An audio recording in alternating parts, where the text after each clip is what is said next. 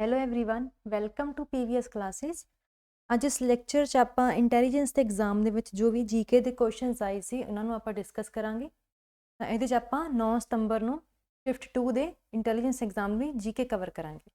ਸਭ ਤੋਂ ਪਹਿਲਾ ਕੁਐਸਚਨ ਹੈ ਕਿ Dharma Chakra day was celebrated in July 2020। This day celebrates the first preaching of. ਤਾਂ ਕਹਿੰਦੇ ਕਿ ਧਰਮ ਚੱਕਰ ਡੇ ਕਿਹਦੇ ਨਾਲ ਸੰਬੰਧਿਤ ਆ ਕਿ ਇਸ ਦਿਨ ਕਿਹਨੇ ਆਪਣੇ ਧਰਮ ਦਾ ਪਹਿਲਾ ਉਪਦੇਸ਼ ਦਿੱਤਾ ਸੀ। ਠੀਕ ਹੈ, ਤਾਂ ਇਹ ਪੁੱਛਿਆ ਵਾ ਕਿ ਧਰਮ ਚੱਕਰਾ ਡੇ ਕਿਹਦੇ ਨਾਲ ਸੰਬੰਧਿਤ ਆ। ਤੇ ਧਰਮ ਚੱਕਰਾ ਡੇ ਸੰਬੰਧਿਤ ਆ ਗੌਤਮ ਬੁੱਧ ਨਾਲ। ਠੀਕ ਹੈ, ਮਹਾਤਮਾ ਬੁੱਧ ਨਾਲ, ਗੌਤਮ ਬੁੱਧ ਨਾਲ ਧਰਮ ਚੱਕਰਾ ਡੇ ਸੰਬੰਧਿਤ ਆ। ਇਸ ਦਿਨ ਉਹਨਾਂ ਨੇ ਸਾਰਨਾਥ ਨਾਮ ਦੀ ਜਗ੍ਹਾ ਤੇ ਆਪਣਾ ਪਹਿਲਾ ਉਪਦੇਸ਼ ਦਿੱਤਾ ਸੀ। ਠੀਕ ਹੈ, ਤੇ ਇਸ ਤੋਂ ਇਲਾਵਾ ਇਹਦਾ ਜਿਹੜਾ ਸਿੰਬਲ ਹੈ ਉਹ ਕੀ ਆ, ਵੀਲ। ਠੀਕ ਹੈ, ਇਹਦਾ ਜਿਹੜਾ ਸਿੰਬਲ ਆ ਉਹ ਵੀਲ ਜਾਣੀ ਕਿ ਆਹ ਪਹੀਆ ਵਾ। ਤੇ ਇਸ ਤੋਂ ਇਲਾਵਾ ਜਿਹੜਾ ਮਹਾਵੀਰ ਜੈਨ ਧਰਮ ਦੇ ਮੋਢੀ ਮਹਾਵੀਰ। ਠੀਕ ਹੈ, ਇਹਨਾਂ ਨੇ ਆਪਣਾ ਪਹਿਲਾ ਉਪਦੇਸ਼, ਆਪਣੀ ਫਸਟ ਪ੍ਰੀਚਿੰਗ ਕਿੱਥੇ ਦਿੱਤੀ ਸੀ? ਇਹਨਾਂ ਨੇ ਆਪਣੀ ਫਸਟ ਪ੍ਰੀਚਿੰਗ ਦਿੱਤੀ ਸੀਗੀ ਪਾਵਾ 'ਚ। ਪਾਵਾ ਨਾਮ ਦੀ ਜਗ੍ਹਾ ਉੱਥੇ ਇਹਨਾਂ ਨੇ ਆਪਣੀ ਫਸਟ ਪ੍ਰੀਚਿੰਗ ਦਿੱਤੀ ਸੀ। ਅਗਲਾ question, which of the following is not component of modern communication technology. ਤਾਂ ਸਿੰਪਲੀ ਦੇਖ ਰਿਹਾ C++ ਕੰਪਾਈਲਰ। ਠੀਕ ਹੈ, C++ ਕੰਪਾਈਲਰ ਕੀ ਹੈ? ਦੇਖੋ C++ ਕੀ ਹੈ? ਇੱਕ ਪ੍ਰੋਗਰਾਮਿੰਗ ਦੀ ਲੈਂਗੁਏਜ ਆ। ਠੀਕ ਹੈ, ਪ੍ਰੋਗਰਾਮਿੰਗ ਦੀ ਲੈਂਗੁਏਜ ਹੈ। ਇਹਨੂੰ ਕੰਪਾਈਲ ਕਰਨ ਵਾਸਤੇ C++ ਕੰਪਾਈਲਰ ਯੂਜ਼ ਕਰਦੇ ਆ। ਸੋ ਓਬਵੀਅਸਲੀ ਜਿਹੜਾ C++ ਕੰਪਾਈਲਰ ਆ ਉਹ ਕਮਿਊਨੀਕੇਸ਼ਨ ਦਾ, ਸੰਚਾਰ ਟੈਕਨੋਲੋਜੀ ਦਾ ਇੱਕ ਹਿੱਸਾ ਨਹੀਂ ਗਾ। ਅਗਲਾ ਦੇਖਦੇ ਹਾਂ, GSM technology uses dash to support up 8 calls simultaneously. ਤਾਂ 8 ਕਾਲਸ ਸਾਈਮਲਟੇਨੀਅਸਲੀ ਇਹਨੂੰ ਸਪੋਰਟ ਕਰਨ ਵਾਸਤੇ ਕੀ ਯੂਜ਼ ਕਰਦੇ ਆ? ਤਾਂ ਦੇਖੋ ਟਾਈਮ ਡਿਵੀਜ਼ਨ ਆ, ਤੇ ਦੇਖੋ TDMA, time division multiple access. ਇਹਦਾ ਮਤਲਬ ਕੀ ਹੁੰਦਾ ਵਾ ਕਿ ਸੇਮ ਫ੍ਰੀਕੁਐਂਸੀ ਨੂੰ ਯੂਜ਼ ਕਰਨਗੇ ਡਿਫਰੈਂਟ ਪੀਪਲ, ਹਨਾ। ਅਲੱਗ-ਅਲੱਗ ਲੋਕ ਇੱਕੋ ਫ੍ਰੀਕੁਐਂਸੀ ਨੂੰ ਯੂਜ਼ ਕਰਨਗੇ ਬਟ ਟਾਈਮ ਡਿਫਰੈਂਟ ਹੋਊਗਾ। ਤੇ FDMA, frequency division multiple access, ਮਤਲਬ ਕਿ ਕਾਲਿੰਗ ਇਕੱਠੇ ਕਰ ਸਕਣਗੇ ਬਟ ਫ੍ਰੀਕੁਐਂਸੀ ਸਾਰੇ ਕੀ ਆ, ਵੱਖਰੀ ਯੂਜ਼ ਕਰਨਗੇ, ਵੱਖਰੀ ਫ੍ਰੀਕੁਐਂਸੀ ਯੂਜ਼ ਕਰਨਗੇ at the same time. So I think ਜਿਹੜਾ GSM ਵਾਲਾ ਇਹਦਾ ਆਨਸਰ ਹੈ FDMA ਹੋਣਾ ਚਾਹੀਦਾ ਵਾ। ਠੀਕ, ਫ੍ਰੀਕੁਐਂਸੀ ਡਿਫਰੈਂਟ ਹੋਊਗੀ ਬਟ ਕਾਲਿੰਗ ਸੇਮ ਟਾਈਮ ਤੇ ਪੋਸੀਬਲ ਹੋਊਗੀ। TDMA 'ਚ ਕੀ ਹੁੰਦਾ ਵਾ? ਫ੍ਰੀਕੁਐਂਸੀ ਸੇਮ ਹੁੰਦੀ ਹੈ ਬਟ ਟਾਈਮਿੰਗ ਕੀ ਹੁੰਦੀ, ਡਿਫਰੈਂਟ ਹੁੰਦੀ, ਸਾਈਮਲਟੇਨੀਅਸਲੀ ਕਾਲ ਨਹੀਂ ਕਰ ਸਕਦੇਗੇ। ਇਹਦਾ answer I think option number 2 ਹੋਊਗਾ। ਅਗਲਾ ਦੇਖਦੇ ਹਾਂ ਕੀ ਕਹਿੰਦੇ ਪਏ ਆ। ਇਲੈਕਟ੍ਰੀਕਲ ਬਲਬ ਆ 45 ਵਾਟ ਦਾ। ਠੀਕ ਹੈ, ਜਿਹਨੂੰ ਕੀ ਹੈ 5 ਘੰਟੇ ਇੱਕ ਦਿਨ ਦੇ ਵਿੱਚ ਯੂਜ਼ ਕਰੀਦਾ ਵਾ। ਇਲੈਕਟ੍ਰੀਕਲ ਬਲਬ ਆ ਜਿਹਨੂੰ ਇੱਕ ਦਿਨ ਦੇ ਵਿੱਚ 5 ਘੰਟੇ ਯੂਜ਼ ਕੀਤਾ ਜਾਂਦਾ ਵਾ। ਤਾਂ ਕੀ ਪਤਾ ਕਰੋ? ਐਨਰਜੀ ਪਤਾ ਕਰੋ। ਇਹ ਕਿਹਾ ਵਾ, ਐਨਰਜੀ ਜਾਣੀ ਕਿ ਊਰਜਾ ਪਤਾ ਕਰੋ। ਠੀਕ ਹੈ, ਤਾਂ ਦੇਖੋ ਪਾਵਰ ਦਾ ਫਾਰਮੂਲਾ ਕੀ ਹੁੰਦਾ ਵਾ? Energy over time. ਤਾਂ ਇੱਥੋਂ ਐਨਰਜੀ ਦਾ ਫਾਰਮੂਲਾ ਕੀ ਆ ਜਾਊਗਾ? ਪਾਵਰ ਗੁਣਾ time is equal to energy, power ਗੁਣਾ ਟਾਈਮ। ਤਾਂ ਦੇਖੋ ਐਨਰਜੀ ਪਤਾ ਕਰਨੀ ਆ, ਪਾਵਰ ਕਿੰਨੀ ਆ 45 ਵਾਟ ਤੇ ਟਾਈਮ ਕਿੰਨਾ ਵਾ 5 ਘੰਟੇ। ਤਾਂ ਕਿੰਨਾ ਆ ਗਿਆ? 5 5 25 ਤੇ 225 ਵਾਟ। ਇਹ ਇਕੱਲਾ ਵਾਟ 'ਚ ਆ ਗਏ ਕਿਉਂਕਿ ਇੱਥੇ ਟਾਈਮ ਕੀ ਸੀਗਾ? ਵਾਟ 'ਚ, ਵਾਟ ਆਰ, ਹੈ ਨਾ। ਪਾਵਰ ਐਨਰਜੀ ਸੀ, ਪਾਵਰ ਸੀਗੀ ਵਾਟ 'ਚ ਤੇ ਟਾਈਮ ਸੀਗਾ ਘੰਟੇ 'ਚ, ਤਾਂ ਵਾਟ ਆਰ ਇਹਦਾ ਆਨਸਰ ਆ। ਠੀਕ ਹੈ, ਬਟ ਇੱਥੇ ਆਪਸ਼ਨ ਸਾਰੀਆਂ ਕਿਹੜੀਆਂ ਨੇ? ਕਿਲੋ ਵਾਟ ਵਾਲੀਆਂ। ਠੀਕ ਹੈ, ਤੇ ਜੇ ਕਿਸੇ ਵੀ ਚੀਜ਼ ਨੂੰ ਕਿਲੋ ਵਾਟ 'ਚ ਕਨਵਰਟ ਕਰਨਾ ਤਾਂ ਕੀ ਕਰੀਦਾ? 1000 ਨਾਲ ਡਿਵਾਈਡ ਕਰੀਦਾ। ਤਾਂ ਇੱਥੇ ਕੀ ਆ ਜਾਂਦਾ? Kilo watt. 225 ਨੂੰ ਡਿਵਾਈਡ ਕਰਨਾ ਵਾ ਤਾਂ ਕੀ ਆ ਜਾਊਗਾ? 0.225 ਕਿਲੋ ਵਾਟ ਆਰ। ਇਹ ਐਨਰਜੀ ਦਾ ਆਨਸਰ ਆ। ਅਗਲਾ ਦੇਖੋ ਕਿ ਇਹ ਜਿਹੜਾ ਆਪਣਾ ਕੋਰਸ ਚੱਲ ਰਿਹਾ ਵਾ ਇਹਦੇ 'ਚ ਆਪਾਂ ਇੰਟੈਲੀਜੈਂਸ ਦੇ ਕੁਐਸਚਨਸ ਕਵਰ ਕਰ ਰਹੇ ਹਾਂ। ਇਸ ਤੋਂ ਇਲਾਵਾ TCS ਦੇ ਜਿਹੜੇ ਵੀ ਸਬ ਇੰਸਪੈਕਟਰ ਦੇ ਵਿੱਚ ਕੁਐਸਚਨਸ ਆਏ ਸੀ, ਮੈਥ ਦੇ, ਰੀਜ਼ਨਿੰਗ, GK, ਠੀਕ ਹੈ, ਜਿੰਨੇ ਵੀ ਕੁਐਸਚਨਸ ਆਏ ਸੀ ਉਹ ਸਾਰਿਆਂ ਨੂੰ ਇੱਕ ਵੀਡੀਓ ਕੋਰਸ ਦੀ ਫਾਰਮ ਦੇ ਵਿੱਚ ਬਣਾਇਆ ਗਿਆ ਵਾ। ਸਾਰੇ ਕੁਐਸਚਨਸ ਨੂੰ ਵੀਡੀਓ ਕੋਰਸ ਦੀ ਫਾਰਮ ਦੇ ਵਿੱਚ ਬਣਾਇਆ ਗਿਆ। ਰੀਜ਼ਨਿੰਗ ਦੇ ਅਲੱਗ ਤੋਂ ਕੀਤੇ ਗਏ ਨੇ, ਮੈਥ ਦੇ ਅਲੱਗ ਤੋਂ। ਠੀਕ ਹੈ, ਸਾਰਿਆਂ ਨੂੰ ਐਵੇਂ ਸੈਪਰੇਟ ਕਰਕੇ ਇੱਕ ਪ੍ਰੋਪਰ ਕੋਰਸ ਬਣਾਇਆ ਹੋਇਆ ਤੇ ਉਹ ਕੋਰਸ ਤੁਸੀਂ ਸਾਡੀ ਐਪ ਤੋਂ ਬਾਏ ਕਰ ਸਕਦੇ ਹੋ। TCS MCQ ਕੋਰਸ ਦਾ ਨਾਮ ਆ। ਠੀਕ ਹੈ, ਇਸ ਤੋਂ ਇਲਾਵਾ ਡਾਟਾ ਐਨਾਲਿਸਿਸ ਦਾ MCQ ਅਵੇਲੇਬਲ ਨੇ। ਸਬ ਇੰਸਪੈਕਟਰ ਐਗਜ਼ਾਮ ਦੇ ਲਈ ਟੈਸਟ ਸੀਰੀਜ਼ ਵੀ ਅਵੇਲੇਬਲ ਨੇ ਇੰਗਲਿਸ਼ ਦੇ ਵਿੱਚ, ਜੋ ਕਿ CBT ਫਾਰਮੈਟ ਦੇ ਵਿੱਚ ਨੇ। ਜਿਵੇਂ ਦੇ ਐਗਜ਼ਾਮ ਦੇ ਵਿੱਚ ਹੁੰਦਾ ਨਾ ਕੰਪਿਊਟਰ ਬੇਸਡ ਟੈਸਟ, ਉਸ ਫਾਰਮੈਟ 'ਚ ਅਵੇਲੇਬਲ ਨੇ। ਹਿਊਮਨ ਰਿਸੋਰਸ ਦੇ ਵੀ ਤੁਹਾਨੂੰ ਸਟੱਡੀ ਮਟੀਰੀਅਲ ਮਿਲ ਜਾਏਗਾ ਤੇ ਕਮਿਊਨਿਟੀ ਵਿਕਟਮ ਸਪੋਰਟ ਦਾ ਵੀ ਤੁਹਾਨੂੰ ਸਟੱਡੀ ਮਟੀਰੀਅਲ ਮਿਲ ਜਾਏਗਾ ਐਪ ਦੇ ਤੋਂ। ਸੋ ਤੁਸੀਂ ਸਾਡੀ PVS ਕਲਾਸਿਸ ਦੀ ਐਪ ਨੂੰ ਡਾਊਨਲੋਡ ਕਰ ਸਕਦੇ ਹੋ ਤੇ ਉੱਥੋਂ ਇਹ ਸਾਰੇ ਕੋਰਸਿਸ ਬਾਏ ਕਰ ਸਕਦੇ ਹੋ। ਇਸ ਤੋਂ ਇਲਾਵਾ ਕੰਪਲੀਟ ਕੋਰਸ ਠੀਕ ਹੈ, ਜਿਹੜਾ ਕਿ ਸਾਰੇ ਐਗਜ਼ਾਮ ਦੇ ਵਿੱਚ PSSB ਦੇ ਐਗਜ਼ਾਮਸ ਦੇ ਵਿੱਚ ਵੀ ਕੰਮ ਆਵੇਗਾ। ਠੀਕ ਹੈ, ਸਬ ਇੰਸਪੈਕਟਰ ਦੇ ਐਗਜ਼ਾਮ ਲਈ ਵੀ ਕੰਮ ਆਵੇਗਾ। ਕੰਪਲੀਟ ਕੋਰਸ ਜਿਹਦੇ 'ਚ ਕੀ ਰੀਜ਼ਨਿੰਗ, GK, ਮੈਥ ਸਾਰੇ ਸਬਜੈਕਟ ਉਹਦੇ 'ਚ ਕਵਰ ਕਰਵਾਏ ਗਏ ਨੇ, ਉਹ ਵੀ ਅਵੇਲੇਬਲ ਹੈ। ਅਤੇ ਜੇ ਤੁਸੀਂ ਕਿਸੇ ਪਰਟੀਕੂਲਰ ਸਬਜੈਕਟ ਨੂੰ ਸਟਰੋਂਗ ਕਰਨਾ ਚਾਹੁੰਦੇ ਹੋ, ਮੰਨ ਲਓ ਤੁਹਾਡਾ ਮੈਥਸ ਵੀਕ ਆ, ਰੀਜ਼ਨਿੰਗ ਵੀਕ ਆ, ਤਾਂ ਤੁਸੀਂ ਸੋਲੋ ਕੋਰਸ ਵੀ ਬਾਏ ਕਰ ਸਕਦੇ ਹੋ। ਠੀਕ ਹੈ, ਅਤੇ ਐਪ ਤੋਂ ਤੁਸੀਂ ਫ੍ਰੀ ਸਟੱਡੀ ਮਟੀਰੀਅਲ ਡਾਊਨਲੋਡ ਕਰ ਸਕਦੇ ਹੋ। ਪੰਜਾਬ ਦੇ current affairs, previous year papers ਜੋ ਵੀ ਐਗਜ਼ਾਮਸ ਦੇ ਵਿੱਚ ਆਏ ਨੇ, ਠੀਕ ਹੈ, ਨੈਬ ਦੇ ਮੌਕ ਟੈਸਟ ਪਏ ਨੇ ਅਵੇਲੇਬਲ, ਠੀਕ ਹੈ, PPSC ਦੇ ਪ੍ਰੀਵੀਅਸ ਈਅਰ ਪੇਪਰ, ਸੋ ਸਾਰਾ ਸਟੱਡੀ ਮਟੀਰੀਅਲ ਸਾਡੀ ਫ੍ਰੀ 'ਚ ਐਪ ਦੇ ਉੱਪਰ ਵੀ ਅਵੇਲੇਬਲ ਹੈ, ਉਹ ਵੀ ਤੁਸੀਂ ਦੇਖ ਸਕਦੇ ਹੋ। ਤਾਂ ਅੱਗੇ ਹੁਣ ਆਪਾਂ ਕੰਟੀਨਿਊ ਕਰਦੇ ਹਾਂ। ਕੀ ਪੁੱਛਿਆ ਵਾ, which festival is celebrated by the Sikhs to express their reverence for their gurus. ਠੀਕ ਹੈ, ਤਾਂ ਆਪਣੇ ਗੁਰੂਜ਼ ਨੂੰ ਸ਼ਰਧਾ ਭੇਂਟ ਕਰਨ ਲਈ ਕਿਹੜਾ ਤਿਉਹਾਰ ਉਹ ਮਨਾਉਂਦੇ ਆ, ਤਾਂ ਗੁਰਪੁਰਬ ਮਨਾਉਂਦੇ ਆ। ਠੀਕ ਹੈ, ਤਾਂ ਗੁਰਪੁਰਬ ਦਾ ਤਿਉਹਾਰ ਮਨਾਇਆ ਜਾਂਦਾ ਵਾ। ਇਸ ਤੋਂ ਇਲਾਵਾ ਜੇ ਆਪਾਂ ਨੀਚੇ ਵਿਸਾਖੀ ਦੀ ਗੱਲ ਕਰੀਏ ਤਾਂ ਵਿਸਾਖੀ ਦਾ ਤਿਉਹਾਰ ਵੀ ਸਿੱਖਾਂ ਨਾਲ ਸੰਬੰਧਿਤ ਹੈ, ਬਟ ਇਹ ਖਾਲਸੇ ਦਾ ਸਥਾਪਨਾ ਦਿਵਸ ਹੁੰਦਾ ਤਾਂ ਕਰਕੇ ਮਨਾਇਆ ਜਾਂਦਾ ਵਾ। ਠੀਕ ਹੈ, ਗੁਰੂ ਨੂੰ ਸ਼ਰਧਾਂਜਲੀ ਦੇਣ ਲਈ ਨਹੀਂ ਮਨਾਇਆ ਜਾਂਦਾ ਗਾ। ਠੀਕ ਹੈ, ਜਾਂ ਗੁਰੂ ਪ੍ਰਤੀ ਆਪਣੀ ਸ਼ਰਧਾ ਦਿਖਾਉਣ ਲਈ ਇਹ ਤਿਉਹਾਰ ਨਹੀਂ ਮਨਾਇਆ ਜਾਂਦਾ, ਬਲਕਿ ਖਾਲਸੇ ਦਾ ਸਥਾਪਨਾ ਦਿਵਸ ਆ। ਠੀਕ ਹੈ, ਅਤੇ ਵਿਸਾਖੀ ਦੀ ਇੱਕ ਇੰਪੋਰਟੈਂਸ ਬੁੱਧ ਧਰਮ ਦੇ ਵਿੱਚ ਵੀ ਹੈਗੀ, ਕਿਉਂਕਿ ਮਹਾਤਮਾ ਬੁੱਧ ਦਾ ਜਨਮ ਵੀ ਵਿਸਾਖੀ ਵਾਲੇ ਦਿਨ ਹੋਇਆ ਸੀਗਾ, ਅਤੇ ਕਿਹਾ ਜਾਂਦਾ ਕਿ ਉਹਨੂੰ ਜਿਹੜਾ ਮਤਲਬ ਗਿਆਨ ਦੀ ਪ੍ਰਾਪਤੀ ਹੋਈ ਸੀਗੀ ਉਹ ਵੀ ਕੀ ਆ, ਵਿਸਾਖੀ ਵਾਲੇ ਦਿਨ ਹੋਈ ਸੀ। ਠੀਕ ਹੈ, ਸੋ ਬੁੱਧ ਧਰਮ ਦੇ ਵਿੱਚ ਵੀ ਵਿਸਾਖੀ ਦਾ ਕਾਫੀ ਮਹੱਤਵ ਹੈਗਾ ਹੈ। ਅੱਗੇ ਗੱਲ ਕਰਦੇ ਹਾਂ, which among the following is traditional dance form originating from the tribal communities of Sandalbar area of Punjab now in Pakistan. ਤਾਂ ਕਿਹੜਾ ਡਾਂਸ ਆ ਜਿਹੜਾ ਕਿ ਕਿਸੇ ਟਰਾਈਬ ਨਾਲ ਸੰਬੰਧ ਰੱਖਦਾ ਵਾ। ਠੀਕ ਹੈ, ਪੰਜਾਬ ਦੀ ਕਿਸੇ ਟਰਾਈਬ ਨਾਲ ਸੰਬੰਧ ਰੱਖਦਾ ਵਾ, ਤਾਂ ਡਾਂਸ ਹੈਗਾ ਵਾ ਸੰਮੀ। ਤੁਹਾਨੂੰ ਪਤਾ ਹੀ ਹੋਣਾ ਕਿ ਸੰਮੀ ਡਾਂਸ ਪੰਜਾਬ ਦੀ ਇੱਕ ਟਰਾਈਬ ਨਾਲ ਸੰਬੰਧ ਰੱਖਦਾ ਵਾ, ਇਹ ਵੀ ਕਿਹਾ ਜਾਂਦਾ ਵਾ। ਪਲੱਸ ਇਹ ਵੀ ਕਿਹਾ ਜਾਂਦਾ ਕਿ ਸੰਮੀ ਡਾਂਸ ਇੱਕ ਸੰਮੀ ਨਾਂ ਦੀ ਕੁੜੀ ਨੇ ਸਭ ਤੋਂ ਪਹਿਲਾਂ ਪਰਫੋਰਮ ਕੀਤਾ ਸੀ, ਉਸ ਤੋਂ ਬਾਅਦ ਡਾਂਸ ਸ਼ੁਰੂ ਹੋਇਆ। ਸੋ ਦੋਵੇਂ ਮਿੱਥ ਇਸ ਡਾਂਸ ਬਾਰੇ ਕਹੇ ਜਾਂਦੇ ਨੇ, ਸੰਮੀ ਡਾਂਸ ਬਾਰੇ। ਕਿੱਕਲੀ ਤੁਹਾਨੂੰ ਪਤਾ ਹੀ ਛੋਟੀਆਂ ਕੁੜੀਆਂ ਦਾ ਨਾਚ ਆ, ਜਿਹਨੂੰ ਕਿ ਉਹ ਕੁੜੀਆਂ ਹੱਥ ਫੜ ਕੇ ਗੋਲ ਘੁੰਮਦੀਆਂ ਨੇ। ਕਿੱਕਲੀ ਇੱਕ ਛੋਟੇ ਬੱਚਿਆਂ ਦਾ ਨਾਚ ਆ। ਝੂਮਰ ਕੀ ਆ, ਮਾਝੇ ਦੇ ਇਲਾਕੇ ਵੱਲ ਦਾ ਨਾਚ ਆ। ਪਾਕਿਸਤਾਨ 'ਚ ਵੀ ਝੂਮਰ ਪਰਫੋਰਮ ਕੀਤਾ ਜਾਂਦਾ ਵਾ, ਇੰਡੀਆ 'ਚ ਵੀ ਕੀਤਾ ਜਾਂਦਾ ਵਾ। ਖਾਸ ਕਰਕੇ ਮਾਝੇ ਦੇ ਇਲਾਕੇ ਵੱਲ ਦਾ ਇਹ ਨਾਚ ਆ ਝੂਮਰ, ਅਤੇ ਮੁੰਡਿਆਂ ਦਾ ਡਾਂਸ ਆ। ਠੀਕ ਹੈ, ਅੱਗੇ ਦੇਖਦੇ ਹਾਂ। India launch 40th scientific expedition to Antarctica from which state. ਠੀਕ ਹੈ, ਤਾਂ ਅੰਟਾਰਕਟਿਕਾ ਦੇ ਲਈ ਕੀ ਆਪਣੀ ਸਾਇੰਟੀਫਿਕ ਰਿਸਰਚ ਸ਼ੁਰੂ ਕੀਤੀ, 40ਵੀਂ ਸਾਇੰਟੀਫਿਕ ਰਿਸਰਚ ਸ਼ੁਰੂ ਕੀਤੀ ਆ, ਕਿਹੜੀ ਸਟੇਟ ਤੋਂ ਲਾਂਚ ਕੀਤਾ ਗਿਆ ਇਹ। ਠੀਕ ਹੈ, ਇਹ ਗੋਆ ਤੋਂ ਲਾਂਚ ਕੀਤਾ ਗਿਆ ਵਾ। ਜੇ ਅੰਟਾਰਕਟਿਕਾ ਦੀ ਆਪਾਂ ਗੱਲ ਕਰੀਏ ਤਾਂ ਅੰਟਾਰਕਟਿਕਾ ਕੀ ਆ, ਇੱਕ ਕੌਂਟੀਨੈਂਟ ਆ ਜਿਹੜਾ ਕਿ ਬਹੁਤ ਠੰਡਾ ਵਾ। ਠੀਕ ਹੈ, ਬਹੁਤ ਠੰਡਾ ਕੌਂਟੀਨੈਂਟ ਆ। ਇਹਨੂੰ ਆਪਾਂ ਐਕਟਿਵ ਕੌਂਟੀਨੈਂਟ ਵੀ ਕਹਿੰਦੇ ਆ। ਐਕਟਿਵ ਕਿਉਂ ਕਹਿੰਦੇ ਆ, ਕਿਉਂਕਿ ਦੇਖੋ ਇਹਦੀ ਸ਼ੇਪ ਕੀ ਆ, ਚੇਂਜ ਹੁੰਦੀ ਰਹਿੰਦੀ ਆ ਸੀਜ਼ਨ ਦੇ ਨਾਲ ਨਾਲ। ਠੀਕ ਹੈ, ਕਿਉਂਕਿ ਇੱਥੇ ਬਰਫ਼ ਆ ਪਿਘਲਦੀ ਰਹਿੰਦੀ ਆ, ਫਿਰ ਜੰਮਦੀ ਰਹਿੰਦੀ ਆ, ਅਤੇ ਸੀਜ਼ਨ ਦੇ ਨਾਲ ਕੀ ਇਹਦੀ ਸ਼ੇਪ ਚੇਂਜ ਹੁੰਦੀ ਰਹਿੰਦੀ ਆ। ਅਤੇ ਇਹਦਾ ਆਈ ਥਿੰਕ 98% ਏਰੀਆ ਇਹਦਾ ਫਰੋਜ਼ਨ ਹੀ ਰਹਿੰਦਾ ਵਾ, ਅਤੇ 2% ਹੀ ਜਿਹੜਾ ਜਿੱਥੋਂ ਕਦੇ ਕਦੇ ਬਰਫ਼ ਮੈਲਟ ਹੁੰਦੀ, 98% ਏਰੀਆ ਦਾ ਫਰੋਜ਼ਨ ਰਹਿੰਦਾ ਵਾ। ਇੱਥੇ ਜਿਹੜੀ ਆਪਣੀ ਜੋ ਵੀ ਰਿਸਰਚ ਸਾਈਟ ਹੈਗੀ, ਜੋ ਵੀ ਆਪਣਾ ਰਿਸਰਚ ਸੈਂਟਰ ਆ, ਉਹਦਾ ਨਾਮ ਹੈਗਾ ਵਾ, ਤੇ ਜਿਹੜਾ ਆਪਣਾ ਇੱਥੇ ਰਿਸਰਚ ਸੈਂਟਰ ਹੈ ਅੰਟਾਰਕਟਿਕਾ ਦੇ ਵਿੱਚ, ਉਹਦਾ ਨਾਮ ਹੈਗਾ ਦਕਸ਼ਿਨ ਗੰਗੋਤਰੀ। ਠੀਕ ਹੈ, ਇਹ ਕੁਐਸਚਨ ਕਾਫੀ ਵਾਰੀ ਪੁੱਛਿਆ ਗਿਆ ਵਾ। ਅੰਟਾਰਕਟਿਕਾ ਦੇ ਵਿੱਚ ਇੰਡੀਆ ਦੇ ਰਿਸਰਚ ਸੈਂਟਰ ਦਾ ਨਾਮ ਕੀ ਆ, ਦਕਸ਼ਿਨ ਗੰਗੋਤਰੀ ਇਹਦਾ ਨਾਮ ਆ। ਠੀਕ ਹੈ, ਇਹਨੂੰ ਐਕਟਿਵ ਕੌਂਟੀਨੈਂਟ ਵੀ ਕਹਿੰਦੇ ਆ। ਤੇ ਸਭ ਤੋਂ ਪਹਿਲੇ ਕਿਹੜੇ ਇੰਡੀਅਨ ਸੀ ਜਿਹੜੇ ਅੰਟਾਰਕਟਿਕਾ ਗਏ ਸੀ? ਸਭ ਤੋਂ ਪਹਿਲੇ ਕਿਹੜੇ ਇੰਡੀਅਨ ਸੀ ਜਿਹੜੇ ਅੰਟਾਰਕਟਿਕਾ ਗਏ ਸੀ? ਤਾਂ ਉਹਨਾਂ ਦਾ ਨਾਮ ਹੈਗਾ ਰਾਮ ਚਰਨ ਜੀ। ਠੀਕ ਹੈ, ਰਾਮ ਚਰਨ ਜੀ। ਮੈਂ ਲਿਖ ਵੀ ਦਿੰਨੀ ਆ, ਰਾਮ ਚਰਨ ਜੀ। ਠੀਕ ਹੈ, ਜਿਹੜੇ ਸਭ ਤੋਂ ਪਹਿਲਾਂ ਅੰਟਾਰਕਟਿਕਾ ਗਏ ਸੀ। ਐਵੇਂ ਯਾਦ ਰੱਖ ਲੈਣਾ ਕਿ ਰਾਮ ਨੇ ਚਰਨ ਪਾਏ ਸੀ ਅੰਟਾਰਕਟਿਕਾ 'ਚ, ਰਾਮ ਨੇ ਚਰਨ ਪਾਏ ਸੀ ਅੰਟਾਰਕਟਿਕਾ 'ਚ, ਇਵੇਂ ਆਪਾਂ ਯਾਦ ਰੱਖ ਸਕਦੇ। ਠੀਕ ਹੈ, ਅੱਗੇ ਦੇਖੋ, which country co hosted the global climate summit on 12 December 2020 with United Nations. ਤਾਂ ਕੀ ਆ ਗਲੋਬਲ ਕਲਾਈਮੇਟ ਸਮਿਟ, ਹੈ ਨਾ, ਗਲੋਬਲ ਜਲਵਾਯੂ ਸਮਿਟ ਕਿਹਨੇ ਆਰਗੇਨਾਈਜ਼ ਕੀਤੀ ਹੈ? ਯੂਨਾਈਟਿਡ ਨੇਸ਼ਨਸ ਦੇ ਨਾਲ ਮਿਲ ਕੇ। ਤਾਂ ਇਹ ਦੋ ਮੁਲਕਾਂ ਨੇ ਆਰਗੇਨਾਈਜ਼ ਕੀਤੀ ਸੀਗੀ, ਇੰਡੀਆ ਤੇ ਫਰਾਂਸ, ਸੌਰੀ ਬ੍ਰਿਟੇਨ ਤੇ ਫਰਾਂਸ ਦੋਨਾਂ ਨੇ ਆਰਗੇਨਾਈਜ਼ ਕੀਤੀ ਸੀ। ਠੀਕ ਹੈ, ਬ੍ਰਿਟੇਨ ਤੇ ਫਰਾਂਸ ਦੋਨਾਂ ਨੇ ਇਹ ਆਰਗੇਨਾਈਜ਼ ਕੀਤੀ ਸੀਗੀ। ਤੇ ਇਹਦਾ ਟਾਰਗੇਟ ਕੀ ਸੀਗਾ? ਦੇਖੋ, ਇੱਕ ਤਾਂ 5 ਸਾਲ ਪੂਰੇ ਹੋ ਗਏ ਆਪਣੇ ਉਹਨੂੰ। ਠੀਕ ਹੈ, 15th ਏਜ ਆਪਣੇ ਹੈਗੇ ਕੇ ਵੇਨੂਗੋਪਾਲ, ਤੇ ਇਸ ਅਹੁਦੇ ਦਾ ਵਰਣਨ ਕੀਤਾ ਗਿਆ ਵਾ ਆਰਟੀਕਲ 76 ਦੇ ਵਿੱਚ। In which of the following states does the panchayat system not exist.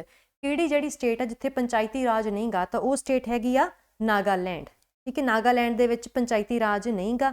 ਇਸ ਤੋਂ ਇਲਾਵਾ ਪੰਚਾਇਤੀ ਰਾਜ ਬਾਰੇ ਨਾ ਕਾਫੀ ਜ਼ਿਆਦਾ ਕੁਐਸਚਨਸ ਪੁੱਛੇ ਗਏ ਸੀ ਸਾਰੇ ਐਗਜ਼ਾਮ ਦੇ ਵਿੱਚ। ਸਬ ਇੰਸਪੈਕਟਰ ਦੇ ਵਿੱਚ ਵੀ ਦੇਖੇ ਤੁਸੀਂ कि बहुत सारे क्वेश्चन पंचायती राज बारे पंचायतां बारे पूछे गए हैं। ठीक है, तो जे आपां पंचायतां की गल करिए तो पंचायतां बारे पंचायतां होणीआं चाहीदियां वगैरह इहो ਜਿਹੇ विचार किहदे सीगे ਤਾਂ ਇਹ ਗਾਂਧੀਅਨ ਫਿਲਾਸਫੀ ਸੀਗੀ ਕਿ ਪੰਚਾਇਤਾਂ ਹੋਣੀਆਂ ਚਾਹੀਦੀਆਂ ਨੇ ਜੋ ਪਿੰਡਾਂ ਦੀ ਭਲਾਈ ਲਈ ਕੰਮ ਕਰਨ। ਠੀਕ ਹੈ, ਕਿ ਵਿਲੇਜ ਲੈਵਲ ਤੋਂ ਬਿਲਕੁਲ ਲੋਅਰ ਲੈਵਲ ਤੋਂ ਜਾ ਕੇ ਆਪਾਂ ਜਿਹੜਾ ਦੇਸ਼ ਦਾ ਸਿਸਟਮ ਆ ਉਹਨੂੰ ਚਲਾਉਣ ਬਾਰੇ ਆਪਾਂ ਪ੍ਰਬੰਧ ਕਰ ਸਕੀਏ। ਇਹ ਵਿਚਾਰ ਸੀਗੇ ਮਹਾਤਮਾ ਗਾਂਧੀ ਦੇ। ਤਾਂ 1957 ਦੇ ਵਿੱਚ ਦੇਖੋ 1957 ਦੇ ਵਿੱਚ ਬਲਵੰਤ ਰਾਏ ਮਹਿਤਾ ਕਮੇਟੀ, ਬਲਵੰਤ ਰਾਏ ਮਹਿਤਾ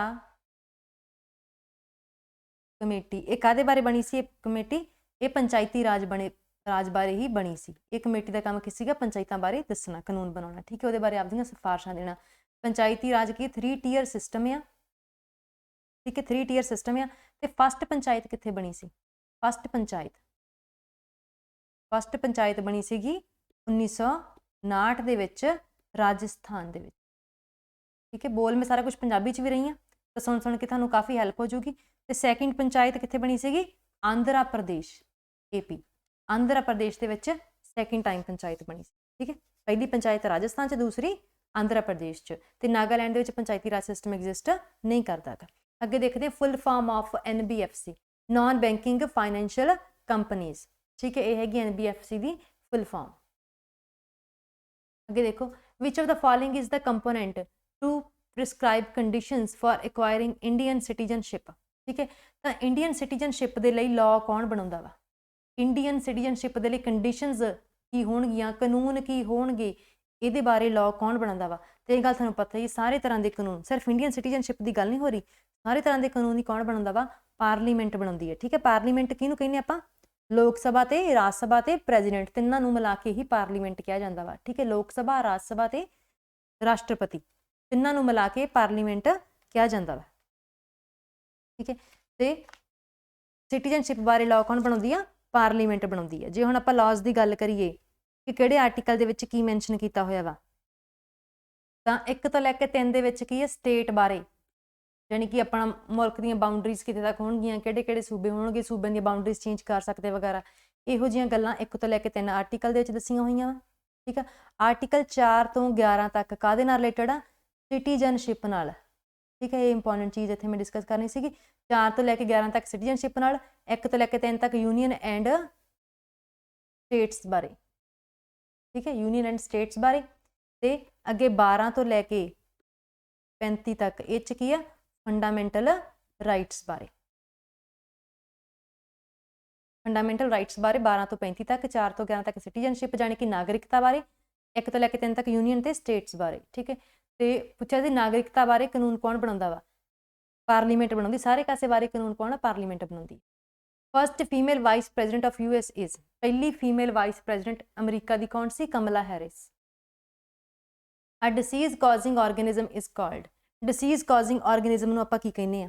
ਉਹ ਕੋਈ ਵੀ ਚੀਜ਼ ਜਿਹਦੇ ਤੋਂ ਆਪਾਂ ਨੂੰ ਬਿਮਾਰੀ ਹੋ ਸਕਦੀ ਆ, ਉਹਨੂੰ ਆਪਾਂ ਕੀ ਕਹਿੰਦੇ ਆ? ਉਹਨੂੰ ਆਪਾਂ ਕਹਿੰਦੇ ਆ ਪੈਥੋਜਨ। ਠੀਕ ਹੈ, ਇਹ ਚੀਜ਼ ਯਾਦ ਰੱਖਣੀ ਆ, ਕਿਉਂਕਿ ਦੇਖੋ ਪੈਥੋਜਨ ਤੋਂ ਇੱਕ ਚੀਜ਼ ਹੋਰ ਬਣਦੀ ਹੈ ਵੈਸੇ ਵੀ, ਪੈਥੋਲੋਜੀ। ਪੈਥੋ ਦਾ ਮਤਲਬ ਹੁੰਦਾ ਕੁਛ ਵੀ ਬਿਮਾਰੀ ਨਾਲ ਸੰਬੰਧਿਤ, ਪੈਥੋ ਮਤਲਬ ਰਿਲੇਟਡ ਟੂ ਡਿਸੀਜ਼, ਬਿਮਾਰੀ ਨਾਲ ਸੰਬੰਧਿਤ। ਤੇ ਪੈਥੋਲੋਜੀ ਕੀ ਹੁੰਦੀ ਆ? ਪੈਥੋਲੋਜੀ, ਪੈਥੋ ਮਤਲਬ ਡਿਸੀਜ਼ ਰਿਲੇਟਡ, ਬਿਮਾਰੀ ਸੰਬੰਧੀ, ਬਿਮਾਰੀ ਸੰਬੰਧੀ ਕੋਈ ਚੀਜ਼। ਤੇ ਲੌਜੀ ਦਾ ਮਤਲਬ ਕੀ ਹੁੰਦਾ ਵਾ? ਸਟੱਡੀ, ਜਿਵੇਂ ਬਾਇਓਲੋਜੀ, ਜ਼ੂਓਲੋਜੀ। ਤੇ ਲੌਜੀ ਦਾ ਮਤਲਬ ਕਹਿੰਦਾ ਸਟੱਡੀ, ਤੇ ਬਿਮਾਰੀਆਂ ਦਾ ਅਧਿਐਨ ਕਰਨਾ, ਉਹ ਕੀ ਹੁੰਦਾ? Pathology.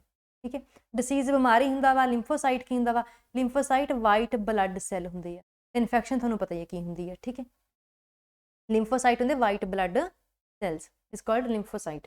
Which part of Indian constitution deals with elections and establish a commission for these matters. ਠੀਕ ਹੈ, ਤਾਂ ਦੇਖੋ ਆਪਣੇ ਸੰਵਿਧਾਨ ਦੇ ਵਿੱਚ ਕਿੰਨੇ ਪਾਰਟ ਆ? ਆਪਣੇ ਸੰਵਿਧਾਨ ਦੇ ਵਿੱਚ ਕੀ ਆ? 22 ਪਾਰਟ ਆ। ਸੰਵਿਧਾਨ ਦੇ ਵਿੱਚ ਟੋਟਲ 22 ਪਾਰਟ ਆ। ਠੀਕ ਹੈ, 22 ਪਾਰਟ ਯਾਨੀ ਕਿ 22 ਭਾਗ ਆ। ਤੇ ਇਹਨਾਂ 'ਚ ਜਿਹੜਾ ਆਹ 15ਵਾਂ ਵਾ, 15ਵਾਂ ਕਾਹਦੇ ਨਾਲ ਸੰਬੰਧਿਤ ਆ? ਇਲੈਕਸ਼ਨਸ ਨਾਲ। ਠੀਕ ਹੈ, ਬਾਕੀ ਵੀ ਇੰਪੋਰਟੈਂਟ ਹੈ। ਆ 9ਵਾਂ ਤੇ ਬਹੁਤ ਇੰਪੋਰਟੈਂਟ ਹੈ, ਬਹੁਤ ਵਾਰੀ ਪੁੱਛਿਆ। ਆ 9ਵਾਂ ਪਾਰਟ ਕਾਹਦੇ ਨਾਲ ਸੰਬੰਧਿਤ ਆ? ਪੰਚਾਇਤਾਂ ਨਾਲ। ਠੀਕ ਹੈ, ਅੱਗੇ ਕੀ ਆ? 10ਵਾਂ ਨਹੀਂ 12ਵਾਂ ਕਾਹਦੇ ਬਾਰੇ ਆ? 12ਵਾਂ ਹੈਗਾ ਵਾ ਯੂਨੀਅਨ ਤੇ ਸਟੇਟ ਦੇ ਕੋਈ ਵੀ ਪ੍ਰੋਪਰਟੀ ਵਗੈਰਾ ਨੂੰ ਲੈ ਕੇ, ਫਾਈਨੈਂਸ ਵਗੈਰਾ ਨੂੰ ਲੈ ਕੇ ਜੋ ਵੀ ਮਸਲੇ ਆ ਉਹਨਾਂ ਨਾਲ। ਠੀਕ ਹੈ, ਸਟੇਟ ਤੇ सूबा ते केंद्र सरकार दे जो भी फाइनेंस वगैरह नूं लैके मसले आ उन्हां नाल संबंधित आ 12वां पार्ट। ते अगे आपां गल करदे हां पार्ट 8वें दी। 8वां काहदे बारे आ यूटीज़ बारे, केंद्र शासित प्रदेशां बारे, यूटीज़ बारे। ठीक है, तो 9वां काफ़ी ज़्यादा इंपॉर्टेंट है पंचायतां बारे। तो 15वां तो तुहानूं हुण पुछिया ही सीगा इस एग्जाम के ऑबवियसली इंपॉर्टेंट ही होगा कि इलैक्शनस बारे है ना। Who has been selected as the new chief selector of Indian cricket team, men's cricket team, तो यह हैगा चेतन शर्मा। ठीक है, करंट अफेयर का क्वेश्चन है, थोड़े जे पुराने करंट अफेयर 2020 के पूछे गए इस एग्जाम के विच। देखो for how long can a bill be delayed by the Vidhan Parishad. तो पहले मैं तुहानूं दसदा विधान परिषद की हुंदी आ। ठीक है, विधान परिषद हुंदी आ लैजिसलेटिव काउंसिल। ठीक है, ये सारे सूबਿਆਂ ਦੇ ਵਿੱਚ नहीं हुंदी गी। देखो जिवें 2 सदनी सरकार हुंदी आ है ना, तो जिहड़ी विधान सभा वा लैजिसलेटिव असैंबली, लैजिसलेटिव असैंबली जिन्हों आपां विधान सभा कहने आ, ये हुंदी आ ऑल स्टेट्स दे विच, समझ लो सारे सूबਿਆਂ ਦੇ ਵਿੱਚ ते दिल्ली ते पौंडीचेरी दे विच हाँ ये सारिਆਂ ਦੇ ਵਿੱਚ ਹੁੰਦੀ ਆ। ਤੇ ਵਿਧਾਨ परिषद ਕਿਸੇ ਕਿਸੇ ਚ ਹੁੰਦੀ ਹੈ। ਵਿਧਾਨ परिषद ਨੂੰ ਆਪਾਂ ਲੈਜਿਸਲੇਟਿਵ ਕਾਉਂਸਲ ਕਹਿੰਦੇ ਆ। ठीक है, ये ਕਿਸੇ ਕਿਸੇ ਦੇ ਵਿੱਚ ਹੁੰਦੀ ਆ। ਇਹ ਟੋਟਲ ਕਿੰਨੇ ਸੂਬਿਆਂ ਚ ਆ ਹੁਣ, ਇਹ 6 ਸੂਬਿਆਂ ਚ ਹੀ ਆ ਹੁਣ। ठीक है, ਲੈਜਿਸਲੇਟਿਵ ਕਾਉਂਸਲ ਹੁਣ 6 ਸਟੇਟਸ ਦੇ ਵਿੱਚ ਹੀ ਆ। ਕਿਹੜੀਆਂ ਕਿਹੜੀਆਂ ਸਟੇਟਸ ਨੇ, यूपी, बिहार, ठीक है, आंध्र प्रदेश ते तेलंगाना, ये आपस च हुणे ही अलग होए है ना, करनाटका ते महाराष्ट्र। ठीक है, पहले जम्मू कश्मीर च भी हुंदी सीगी बट हुण तुहानूं पता कि जम्मू कश्मीर तो हुण स्टेट रहा ही नहीं गा। जम्मू कश्मीर हुण की है, यूटी आ, केंद्र शासित प्रदेश आ है ना। तो सिर्फ 6 सूबे जिथे लैजिसलेटिव काउंसल जानी कि विधान परिषद हुंदी, बाकी सारिਆਂ च की हुंदी आ सिर्फ विधान सभा हुंदी जानी कि लैजिसलेटिव असैंबली हुंदी आ। हुण देखो जिहड़ी विधान परिषद आ वो वध तो वध सिर्फ 4 महीनों लई किसी बिल नूं लटका के रख सकती है। कोई भी बिल विधान सभा ने जो पास करता, विधान सभा ने कोई बिल पास करके विधान परिषद कोल भेजिया तो विधान परिषद उन्होंने 4 महीने तो वध लटका के नहीं रख सकती। ठीक है, ये तो होगी आम बिल की गल। पर जो हम आप मनी बिल की गल करते हैं, मनी बिल की गल, ठीक है, तो मनी बिल नूं वो 14 दिन तो वध नहीं रख सकती। जे 14 दिन तक विधान परिषद मनी बिल बारे कोई जवाब नहीं दिंदी गी है ना, तो आप मनी बिल नूं आपदे आप ही पास होया मान लैंदे आ। उस तो बाद बिल नूं की आ गवर्नर कोल साइन करने लई भेज दिता जाता। मनी बिल के लिए समा 4 दिन का वा, बाकी बिलों लिए समा मैक्सीमम 4 महीने का वा। उधर 14 दिन का, इधर 4 महीने का। ठीक है, अगे डायाफार्म, डायाफार्म की हुंदा वा, एक मसल हुंदी आ। ठीक है, जिहड़ी कि अपनी साह वाली नाली एवें फेफड़ियां दे हेठां जे जाके इत्थे मसल हुंदी एक। ठीक है, जिहड़ी कि साह लैण ते कॉन्ट्रैक्ट हुंदी है, साह छड्डण ते फैलदी आ। ठीक है, तो डायाफार्म की एक मसल हुंदी है, रेस्पिरेटरी मसल आ, साह प्रणाली की एक ये मसल आ। अगे देखो dash is a study of various properties of soil in relation to growth. तो देखो आप मिट्टी का अध्ययन करते हैं, मिट्टी का अध्ययन करते हैं, पर कला मिट्टी का अध्ययन नहीं करते कि नाल आपां भी देखते हैं कि प्लांट की ग्रोथ किवें दी हो रही है वगैरह। ठीक है, जो भी प्लांट का वाधा विकास आपां उहदे भी ध्यान रखते हैं, ते नाल सॉइल की भी। 2 चीज़ों की स्टडी हो रही है, एक मिट्टी की ते एक उहदे नाल रिलेटेड जो भी प्लांट की ग्रोथ वगैरह वा उहदी स्टडी हो रही है, तो इहनूं कहंदे एडिफोलॉजी।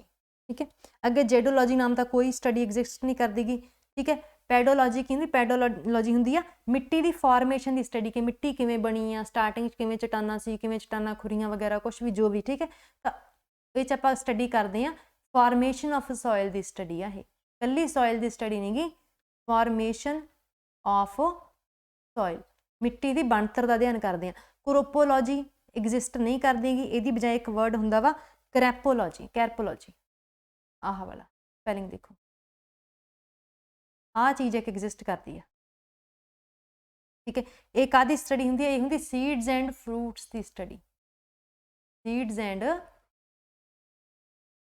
फ्रूट्स की स्टडी। अगे देखते हैं इन्हां चों किहड़ी चीज़ है जिहड़ी एग्जिस्ट नहीं करती, इन्हां चों किहड़ा तरीका वा जिहड़ा आपां कॉन्स्टिट्यूशन जानी कि संविधान नूं सोध करने वास्ते, संविधान की अमेंडमेंट करने वास्ते आपां यूज़ नहीं करते। किहड़ा तरीका वा जिहड़ा आपां कॉन्स्टिट्यूशन की अमेंडमेंट लई संविधान दे विच सोध करने यूज़ नहीं करते। तो देखो सिंपल मेजोरिटी आपां यूज़ करते हैं, सिंपल मेजोरिटी आपां यूज़ करते हैं। मेजोरिटी कई तरह की हुंदी है। ठीक है, मेजोरिटी हुंदी है बिल नूं पास करने लई किन्नियां वोटां पैणीਆਂ चाहीदियां है ना, वो शर्तां नूं आपां मेजोरिटी कहने आ कि किवें किवें दी शर्तां आपां नूं चाहीदियां किसी भी तरह के बिल नूं पास करने लई। जदों आपां बिल नूं पास कर दिंदे आ उस तो बाद वो की है कानून बन जाता वा। ठीक है, तो सिंपल मेजोरिटी की हुंदी है जिस च 50% ਤੋਂ ਜ਼ਿਆਦਾ ਲੋਕ ਅਵੇਲੇਬਲ ਹੋਣ, ਮਤਲਬ ਕਿ 50% ਤੋਂ ਜ਼ਿਆਦਾ ਪਾਰਲੀਮੈਂਟ ਦੇ ਬੰਦੇ ਪ੍ਰੈਜ਼ੈਂਟ ਹੋਣ ਤੇ ਵੋਟ ਪਾਉਣ ਉਸ ਚੀਜ਼ ਦੇ ਹੱਕ 'ਚ, ਉਹਨੂੰ ਆਪਾਂ ਕੀ ਕਹਿੰਦੇ ਸਿੰਪਲ ਮੈਜੋਰਟੀ। ਇਹ ਕਿੱਥੇ ਕਿੱਥੇ ਵਰਤੀ ਦੀ ਆ, ਸਿਟੀਜ਼ਨਸ਼ਿਪ ਵਗੈਰਾ ਦੇ ਕਾਨੂੰਨਾਂ ਲਈ ਆਪਾਂ ਇਹਨੂੰ ਯੂਜ਼ ਕਰਦੇ ਹਾਂ, ਠੀਕ ਹੈ। ਲੈਜਿਸਲੇਟਿਵ ਕਾਊਂਸਲ ਵਗੈਰਾ ਬਣਾਉਣ ਲਈ ਜਾਂ ਨਾ ਬਣਾਉਣ ਲਈ ਉਹਦੇ ਲਈ ਵੀ ਆਪਾਂ ਇਹਨੂੰ ਯੂਜ਼ ਕਰਦੇ ਹਾਂ, ਠੀਕ ਹੈ। ਅੱਗੇ 2/3 ਮੈਜੋਰਟੀ, 2/3 ਮੈਜੋਰਟੀ ਇਹ ਹੁੰਦੀ ਆ ਇੱਕ ਤਰ੍ਹਾਂ ਦੀ ਸਪੈਸ਼ਲ ਮੈਜੋਰਟੀ, ਖਾਸ ਸ਼ਰਤ ਮੈਂਸ਼ਨ ਕਰਦੀ ਨਾ ਕਿ 2/3 ਮੈਜੋਰਟੀ, ਠੀਕ ਹੈ।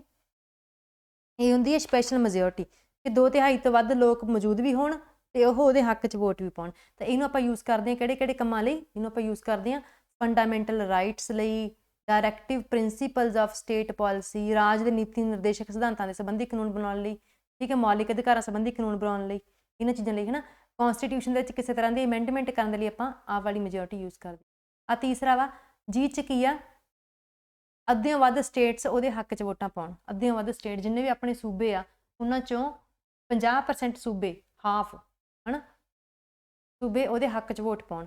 ਤਾਂ ਇਹ ਕਦੋਂ ਯੂਜ਼ ਹੁੰਦੀ, ਜਦੋਂ ਕੋਈ ਇਹੋ ਜਿਹਾ ਕਾਨੂੰਨ ਬਣਦਾ ਵਾ, ਜਦੋਂ ਕੇਂਦਰ ਸਰਕਾਰ ਸੈਂਟਰਲ ਗਵਰਨਮੈਂਟ ਕੋਈ ਇਹੋ ਜਿਹਾ ਕਾਨੂੰਨ ਬਣਾਉਂਦੀ ਆ ਜਿਹਦਾ ਸੂਬਿਆਂ ਤੇ ਵੀ ਅਸਰ ਪੈਂਦਾ, ਜਿਵੇਂ ਕਿ GST, ਇਹ ਤਾਂ ਸੂਬਿਆਂ ਤੇ ਵੀ ਅਸਰ ਪੈਂਦਾ ਨਾ। ਤਾਂ ਇਹੋ ਜਿਹੇ ਕੇਸਾਂ 'ਚ ਕਾਨੂੰਨ ਬਣਾਉਣ ਲਈ ਆਪਾਂ ਆਹ ਤੀਸਰਾ ਤਰੀਕਾ ਯੂਜ਼ ਕਰਦੇ ਹਾਂ। ਤੇ ਚੌਥਾ ਤਰੀਕਾ 3/4 ਮੈਜੋਰਟੀ। 3/4 ਮੈਜੋਰਟੀ ਨਾਂ ਦੀ ਕੋਈ ਚੀਜ਼ ਆਪਣੇ ਕਾਨੂੰਨ 'ਚ ਐਗਜ਼ਿਸਟ ਨਹੀਂ ਕਰਦੀ, ਠੀਕ ਹੈ, ਇਹ ਚੀਜ਼ ਹੈ। ਆਇਰਨ ਟੌਕਸਿਟੀ, ਠੀਕ ਹੈ, ਆਇਰਨ ਟੌਕਸਿਟੀ ਨੂੰ ਕੀ ਕਹਿੰਦੇ ਆ, ਜਦੋਂ ਰਾਈਸ ਦੇ ਵਿੱਚ ਆਇਰਨ ਦੀ ਮਾਤਰਾ ਵੱਧ ਜਾਂਦੀ ਤਾਂ ਉਹਨੂੰ ਆਪਾਂ ਕੀ ਕਹਿੰਦੇ ਹਾਂ। ਸਿੰਪਲੀ ਬਸ ਇੱਕ ਕੁਐਸਚਨ ਪੁੱਛਿਆ ਜੀ ਕਿਹਦਾ, ਬਰਾਊਨਿੰਗ ਆਫ ਰਾਈਸ। ਨੈਕਸਟ ਹੈ board of administration, Lord Dalhousie, constitution after annexation of Punjab was led by, ਠੀਕ ਹੈ। ਜਦੋਂ ਕੀ ਹੈ ਲਾਰਡ ਡਲਹੌਜੀ ਨੇ ਪੰਜਾਬ ਤੇ ਕਬਜ਼ਾ ਕਰ ਲਿਆ ਤਾਂ ਉਸ ਤੋਂ ਬਾਅਦ ਜਿਹੜਾ ਉਹਨੇ ਕੀ ਹੈ ਇੱਕ ਬੋਰਡ ਬਣਾਇਆ ਸੀ ਇੱਥੇ ਐਡਮਿਨਿਸਟ੍ਰੇਸ਼ਨ ਲਈ, ਠੀਕ ਹੈ, ਸਾਰੀਆਂ ਚੀਜ਼ਾਂ ਦੇ ਉੱਪਰ ਕੀ ਆ ਕੰਟਰੋਲ ਕਰਨ ਦੇ ਲਈ ਜਿਹੜਾ ਇੱਕ ਬੋਰਡ ਬਣਾਇਆ ਸੀਗਾ, ਠੀਕ ਹੈ। ਉਹ ਬੋਰਡ ਦਾ ਮੁਖੀ ਕੌਣ ਸੀ, ਲਾਰਡ ਡਲਹੌਜੀ ਨੇ ਜਿਹੜਾ ਬੋਰਡ ਬਣਾਇਆ ਸੀ ਪੰਜਾਬ ਤੇ ਕਬਜ਼ਾ ਕਰਨ ਤੋਂ ਬਾਅਦ, ਮਹਾਰਾਜਾ ਰਣਜੀਤ ਸਿੰਘ ਤੋਂ ਬਾਅਦ ਜਦੋਂ ਮੌਤ ਹੋ ਗਈ ਮਹਾਰਾਜਾ ਰਣਜੀਤ ਸਿੰਘ ਦੀ, ਉਸ ਤੋਂ ਬਾਅਦ ਪੰਜਾਬ ਤੇ ਕਬਜ਼ਾ ਕੀਤਾ ਤਾਂ ਉਦੋਂ ਜਿਹੜਾ ਬੋਰਡ ਬਣਾਇਆ ਸੀ ਉਹਦਾ ਮੁਖੀ ਕੌਣ ਸੀ, ਇਸ ਸੰਬੰਧੀ ਕੁਐਸਚਨ ਪੁੱਛਿਆ ਗਿਆ। ਤਾਂ ਜੇ ਆਪਾਂ ਗੱਲ ਕਰੀਏ ਵੈਸੇ ਤਾਂ ਸਭ ਤੋਂ ਪਹਿਲੇ ਪਰਸਨ ਸੀ ਜਿਹੜੇ ਬੋਰਡ ਦੇ, ਠੀਕ ਹੈ, ਉਹ ਸੀਗੇ ਜੌਨ ਲਾਰੈਂਸ, ਜੌਨ ਲਾਰੈਂਸ। ਦੂਸਰੇ ਨੰਬਰ ਤੇ ਸੀਗੇ ਰਾਬਰਟ ਮਿੰਟਗੁਮਰੀ, ਠੀਕ ਹੈ, ਦੂਸਰੇ ਨੰਬਰ ਤੇ ਸੀਗੇ ਰਾਬਰਟ ਮਿੰਟਗੁਮਰੀ।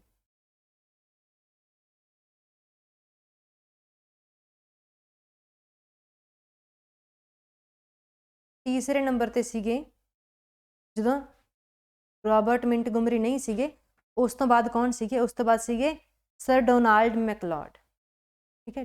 ਤਾਂ ਫਸਟ ਪਰਸਨ ਸੀਗੇ ਜੌਨ ਲਾਰੈਂਸ, ਸੈਕਿੰਡ ਸੀਗੇ ਰਾਬਰਟ ਮਿੰਟਗੁਮਰੀ ਤੇ ਥਰਡ ਸੀਗੇ ਡੋਨਾਲਡ ਮੈਕਲਾਡ, ਠੀਕ ਹੈ। ਤਾਂ ਮੈਂ ਤੁਹਾਨੂੰ ਸੀਕੁਐਂਸ ਦੱਸਦੀ ਹੈ ਤੇ ਆਹ ਵਾਲੀ ਆਪਸ਼ਨ ਇਹਨਾਂ 'ਚ ਐਗਜ਼ਿਸਟ ਨਹੀਂ ਕਰਦੀ, ਇਹ ਪਰਸਨ ਦਾ ਤਾਂ ਇੱਥੇ ਕੋਈ ਤਾਲੁਕ ਹੀ ਹੈ ਨਹੀਂ ਸੀ, ਠੀਕ ਹੈ, ਆਹ ਚੀਜ਼ ਹੈ। ਅਗਲਾ ਦੇਖਦੇ ਹਾਂ, on which of the following river Virupaksha temple was located. ਤਾਂ ਵਿਰੂਪਕਸ਼ਾ ਟੈਂਪਲ ਕਿੱਥੇ ਲੋਕੇਟਡ ਆ, ਤਾਂ ਵਿਰੂਪਕਸ਼ਾ ਟੈਂਪਲ ਹੈ ਜਿਹੜਾ ਉਹ ਕੀ ਆ, ਹੰਪੀ ਦੇ ਟੈਂਪਲਸ ਦਾ ਇੱਕ ਪਾਰਟ ਹੈ, ਠੀਕ ਹੈ। ਹੰਪੀ ਤੁਹਾਨੂੰ ਪਤਾ ਨਾ ਹੰਪੀ ਕੀ ਹੈ, ਹੰਪੀ ਇੱਕ ਵਰਲਡ ਹੈਰੀਟੇਜ ਸਾਈਟ ਆ, ਠੀਕ ਹੈ, ਵਰਲਡ ਹੈਰੀਟੇਜ ਸਾਈਟ ਆ।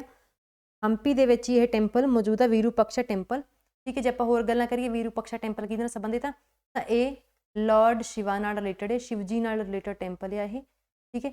ਇਸ ਤੋਂ ਇਲਾਵਾ ਇੱਕ ਗੋਡੇਸ ਹੈ, ਇੱਕ ਦੇਵੀ ਆ ਵਿਰੂਪਕਸ਼ਾ ਦੇਵੀ ਜਾਂ ਪੰਪਾਪਥੀ, ਠੀਕ ਹੈ। ਉਹ ਦੇਵੀ ਕੀ ਆ, ਪੰਪਾ ਦੇਵੀ, ਪੰਪਾ ਦੇਵੀ, ਉਹ ਦੇਵੀ ਕੀ ਆ, ਉਹ ਤੁੰਗਬੰਦਰਾ ਨਦੀ ਦੀ ਹੀ ਇੱਕ ਦੇਵੀ ਆ, ਠੀਕ ਹੈ। ਤਾਂ ਵਿਰੂਪਕਸ਼ਾ ਟੈਂਪਲ ਲਾਰਡ ਸ਼ਿਵਾ ਨਾਲ ਰਿਲੇਟਡ ਆ, ਜਾਂ ਆਪਾਂ ਕਹਿ ਲਓ ਪੰਪਾ ਦੇਵੀ ਜਾਂ ਵਿਰੂਪਕਸ਼ਾ ਦੇਵੀ ਨਾਲ ਰਿਲੇਟਡ ਆ, ਤੇ ਉਹ ਦੇਵੀ ਕੀ ਆ, ਉਹ ਤੁੰਗਬੰਦਰਾ ਰਿਵਰ ਦੀ ਹੀ ਦੇਵੀ ਮੰਨੀ ਜਾਂਦੀ ਆ, ਠੀਕ ਹੈ। ਤੇ ਇਹ ਕਿੱਥੇ ਆ, ਇਹ ਹੰਪੀ, ਹੰਪੀ ਜਿਹੜੀ ਵਰਲਡ ਹੈਰੀਟੇਜ ਸਾਈਟ ਆ ਉਹਦੇ ਮੰਦਿਰਾਂ ਦਾ ਹੀ ਇੱਕ ਇਹ ਪਾਰਟ ਆ, ਠੀਕ ਹੈ। ਤੇ ਅੱਗੇ ਤੁਹਾਨੂੰ ਪਤਾ ਹੀ ਆ ਕਿ ਵੀ ਜਿਹੜੀ ਹੰਪੀ ਆ, ਹੰਪੀ ਨਾਂ ਦੀ ਜਗ੍ਹਾ ਕਿੱਥੇ ਆ, ਕਰਨਾਟਕ 'ਚ ਆ। ਤੇ ਆਪਣੇ ਜਿਹੜੇ ਨਵੇਂ ਨੋਟ ਲਾਂਚ ਕੀਤੇ ਸੀ ਨਾ ਮੋਦੀ ਨੇ, ਉਹਨਾਂ 'ਚ 50 ਰੁਪਏ ਦੇ ਨੋਟ 'ਤੇ ਵੀ ਕੀ ਆ, ਹੰਪੀ ਦੀ ਤਸਵੀਰ ਬਣੀ ਹੋਈ ਆ, 50 ਰੁਪਏ ਦੇ ਨੋਟ 'ਤੇ ਵੀ, ਠੀਕ ਹੈ। ਇਹ ਚੀਜ਼ ਵੀ ਤੁਸੀਂ ਯਾਦ ਰੱਖਣੀ ਹੈ। ਅੱਗੇ ਦੇਖੋ, which one of the following doesn't fall under parallel multiple cropping, ਠੀਕ ਹੈ। ਆਹ ਸਾਰੀਆਂ ਜਿਹੜੀਆਂ ਨੇ ਇੰਟਰ ਕ੍ਰੋਪਿੰਗ ਹੋ ਗਈ। ਦੇਖੋ ਮਲਟੀਪਲ ਕ੍ਰੋਪਿੰਗ ਕੀ, ਜਦੋਂ ਆਪਾਂ ਇੱਕੋ ਸਮੇਂ ਤੇ, ਪੈਰਲਲ ਮਲਟੀਪਲ ਕ੍ਰੋਪਿੰਗ ਮਤਲਬ ਇੱਕੋ ਸਮੇਂ ਤੇ ਆਪਾਂ ਵੱਖ-ਵੱਖ ਤਰ੍ਹਾਂ ਦੀਆਂ ਫਸਲਾਂ ਬੀਜਦੇ ਹਾਂ। ਠੀਕ ਹੈ, ਇੰਟਰਕ੍ਰੋਪਿੰਗ ਕੀ ਹੁੰਦਾ ਵਾ ਕਿ ਆਪਾਂ 2 ਫਸਲਾਂ ਇਕੱਠੀਆਂ ਬੀਜਦੇ ਹਾਂ ਇੱਕ ਦੇ ਵਿੱਚ ਇੱਕ ਕਿਵੇਂ ਕਰਕੇ। ਠੀਕ ਹੈ, ਰਿਲੇ ਕ੍ਰੋਪਿੰਗ 'ਚ ਵੀ ਕਿ ਇੱਕ ਤੋਂ ਜ਼ਿਆਦਾ ਫਸਲਾਂ ਆਪਾਂ ਇਕੱਠੀਆਂ ਬੀਜਦੇ, ਮਤਲਬ 2 ਤੋਂ ਜ਼ਿਆਦਾ ਫਸਲਾਂ ਇਕੱਠੀਆਂ ਬੀਜਦੇ ਰਿਲੇ ਕ੍ਰੋਪਿੰਗ ਦੇ ਵਿੱਚ ਵੀ। ਠੀਕ ਹੈ, ਇਹ ਦੋਵੇਂ ਪ੍ਰੋਸੈਸ ਤਾਂ ਕੀਤੇ ਜਾਂਦੇ ਤਾਂ ਜੋ ਕੀ ਆ, ਤਾਂ ਜੋ ਕੀ ਹੋਵੇ ਕਿ ਵੀ ਜਿਹੜੀ ਜ਼ਮੀਨ ਦੇ ਵਿੱਚ ਜੋ ਵੀ ਪੋਸ਼ਕ ਤੱਤ ਨੇ ਉਹਨਾਂ ਸਾਰਿਆਂ ਦਾ ਜਿਹੜੀ ਫਸਲ ਨੂੰ ਕਿ ਭਰਪੂਰ ਫਾਇਦਾ ਹੋ ਸਕੇ। ਠੀਕ ਹੈ, ਜਿਹੜੇ ਵੀ ਤੱਤ ਆਪਣੇ ਜ਼ਮੀਨ ਦੇ ਵਿੱਚੋਂ ਵੇਸਟ ਜਾਂਦੇ ਆ ਉਹ ਵੇਸਟ ਨਾ ਜਾਣ, ਜਾਂ ਇੱਕ ਚੀਜ਼ ਦੇ ਚੰਗੇ ਗੁਣਾਂ ਨੂੰ ਦੂਸਰੀ ਫਸਲ ਯੂਜ਼ ਕਰ ਸਕੇ। ਮੰਨ ਲਓ ਕਿ ਇੱਕ ਫਸਲ ਨੂੰ ਧਰਤੀ 'ਚੋਂ ਕੋਈ ਇੱਕ ਤੱਤ ਚਾਹੀਦਾ ਨਾਈਟ੍ਰੋਜਨ, ਠੀਕ ਹੈ, ਨਾਲ ਬਰੋਬਰ ਆਪਾਂ ਇੱਕ ਹੋਰ ਫਸਲ ਬੀਜੀ ਉਹਨੂੰ ਨਾਈਟ੍ਰੋਜਨ ਨਹੀਂ ਚਾਹੀਦੀ ਗੀ, ਤਾਂ ਇਹਦਾ ਮਤਲਬ ਇਸ ਫਸਲ ਦਾ ਦੂਸਰੀ ਫਸਲ 'ਤੇ ਤਾਂ ਕੋਈ ਮਾੜਾ ਅਸਰ ਨਹੀਂ ਗਾ। ਠੀਕ ਹੈ, ਮਤਲਬ ਜਿਹੜੇ ਤੱਤ ਇੱਕ ਫਸਲ ਨੂੰ ਚਾਹੀਦੇ ਦੂਜੀ ਨੂੰ ਨਹੀਂ ਚਾਹੀਦੇ ਗੇ, ਤਾਂ ਇਸ ਤਰ੍ਹਾਂ ਇੱਕ ਫਸਲ ਦੇ ਉੱਗਣ ਨਾਲ ਦੂਸਰੀ ਫਸਲ 'ਤੇ ਕੋਈ ਮਾੜਾ ਅਸਰ ਨਹੀਂ ਪੈਂਦਾ ਗਾ, ਅਤੇ ਆਪਾਂ ਇੱਕੋ ਖੇਤ ਦੇ ਵਿੱਚੋਂ ਵੱਧ ਫਸਲਾਂ ਪੈਦਾ ਕਰ ਸਕਦੇ ਹਾਂ। ਤਾਂ ਉਸ ਕਰਕੇ ਇਹ ਜਿਹੜੇ ਦੋਵੇਂ ਤਰੀਕੇ ਆ ਵਰਤੇ ਜਾਂਦੇ ਆ। ਅੱਗੇ ਆਉਂਦਾ ਵਾ ਰੈਟੂਨਿੰਗ। ਰੈਟੂਨਿੰਗ ਕੀ ਹੁੰਦਾ ਵਾ,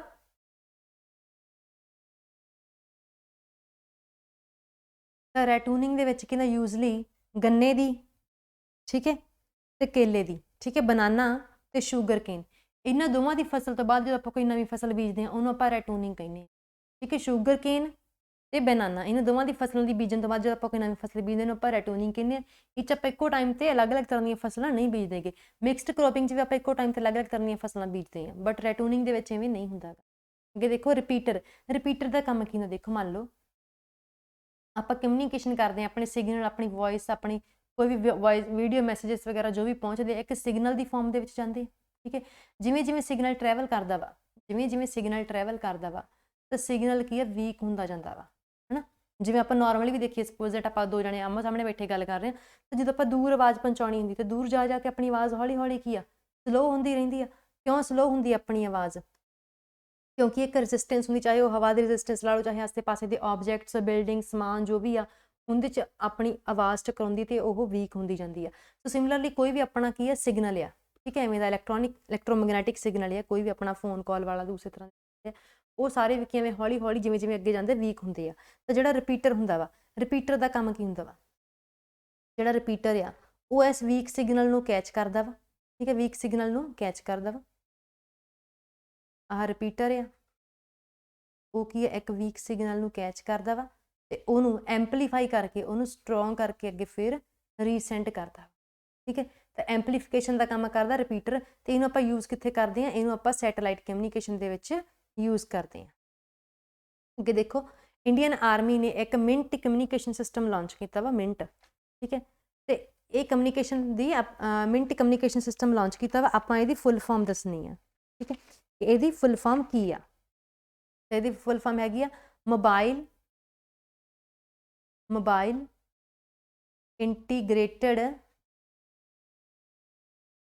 ਨੈਟਵਰਕ ਸਿਸਟਮ। ਠੀਕ ਹੈ, ਮੋਬਾਈਲ ਇੰਟੀਗ੍ਰੇਟਡ ਨੈਟਵਰਕ ਸਿਸਟਮ। ਠੀਕ ਹੈ, ਇਹ ਆਤਮ ਨਿਰਭਰ ਅਭਿਆਨ ਦੇ ਅੰਡਰ ਲਾਂਚ ਕੀਤਾ ਗਿਆ ਵਾ ਇੰਡੀਅਨ ਆਰਮੀ ਵੱਲੋਂ। ਆਤਮ ਨਿਰਭਰ ਭਾਰਤ ਅਭਿਆਨ ਦੇ ਅੰਡਰ ਇਹਨੂੰ ਇਹ ਲਾਂਚ ਕੀਤਾ ਗਿਆ ਵਾ, ਮਿੰਟ ਕਮਿਊਨੀਕੇਸ਼ਨ ਸਿਸਟਮ। ਨੈਕਸਟ ਕਿ ਯੂਨੀਅਨ ਬਜਟ ਦੇ ਵਿੱਚ FDI ਦੀ ਲਿਮਿਟ ਵਧਾ ਦਿੱਤੀ ਗਈ ਹੈ। FDI ਕਹਿੰਦੀ ਫੋਰਨ ਡਾਇਰੈਕਟ ਇਨਵੈਸਟਮੈਂਟ। ਠੀਕ ਹੈ, ਜਿਹਦੇ ਅੰਡਰ ਕੀ ਆ, ਫੋਰਨ ਦੀਆਂ ਕੰਪਨੀਜ਼, ਫੋਰਨ ਦੇ ਬਿਜ਼ਨਸਿਸ ਵਾਲੇ ਜਿਹੜੇ ਵੀ ਨੇ ਉਹ ਆਪਣੇ ਮੁਲਕ ਦੇ ਬਿਜ਼ਨਸ ਦੇ ਵਿੱਚ ਇਨਵੈਸਟ ਕਰਦੇ ਨੇ।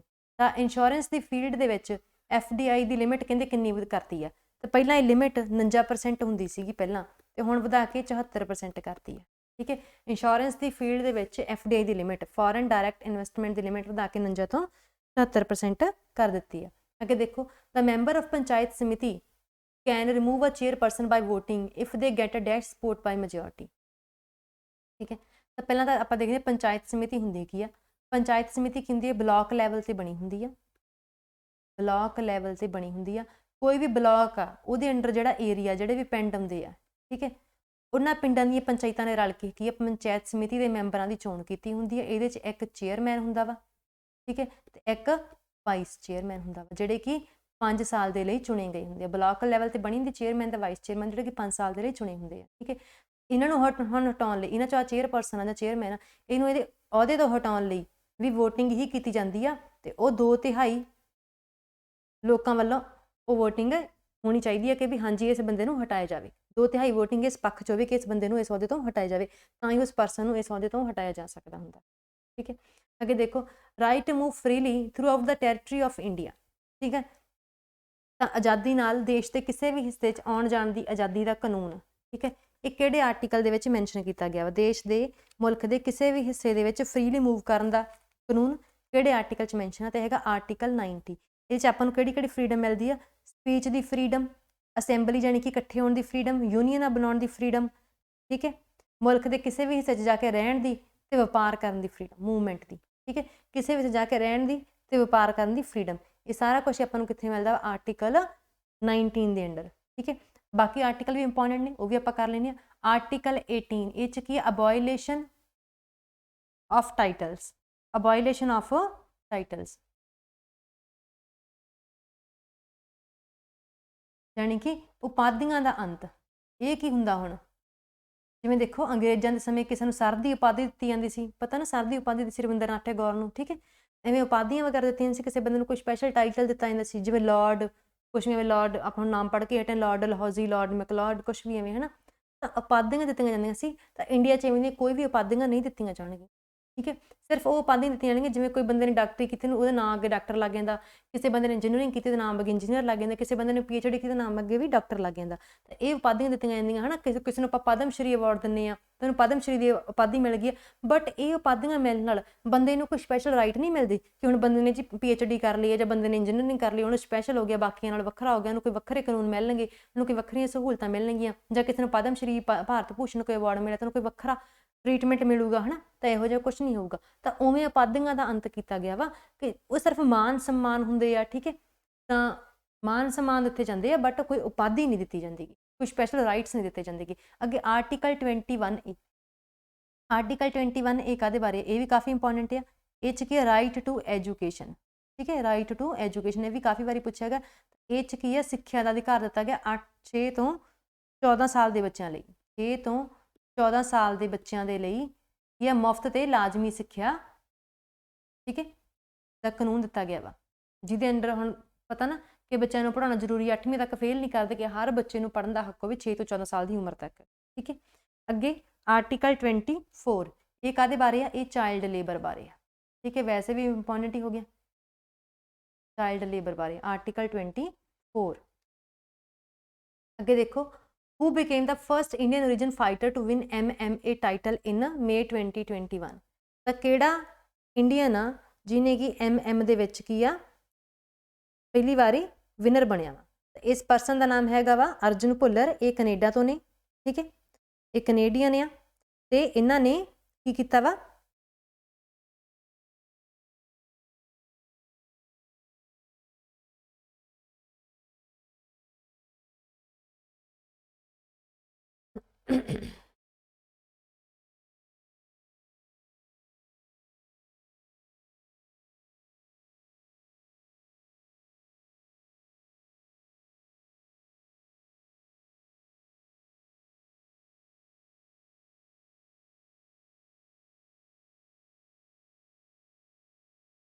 अर्जुन भुल्लर ने, एक कनेडियन ने, ठीक है, मतलब कि ओरिजिनल इन्हां दे पेरेंट्स इंडिया तो होणगे बट हुण कनेडियन ने, ते इन्हां ने कनेडा वालों ओलंपिक्स भी हिस्सा लिया सी, ठीक है, ओलंपिक्स भी हिस्सा लिया सीगा ते MMA का टाइटल जित्तिया वा। MMA की हुंदा वा? मिक्सड मार्शल आर्ट, ठीक है, मिक्सड मार्शल आर्ट, ठीक है। इस गेम दे विच इन्हां ने किया अवार्ड जित्तिया वा, विनर सी ये। अगे देखो, अगस्त 2020 दे विच उड़ीसा ने की कीता वा? किहड़े टैंपल नूं फेस लिफ्ट करन दा डिसीजन लिया वा, ठीक है। 11वीं सदी दे बने होए टैंपल है किहड़ा? लिंगराज टैंपल, जो कि 11वीं सदी दे विच बनिया सी उड़ीसा दे विच। तां इस टैंपल नूं की आ रीडिवेलप करना वा, ठीक है, इहदी कंस्ट्रक्शन दे विच कुछ चेंजिस करने आ। ते आ जिहड़े बाकी तीनों टैंपल ने, साक्षी गोपाल टैंपल, नीला माधव टैंपल ते अनंत वासुदेव टैंपल, ये तिन्ने भी उड़ीसा दे विच ही लोकेटेड ने, ठीक है।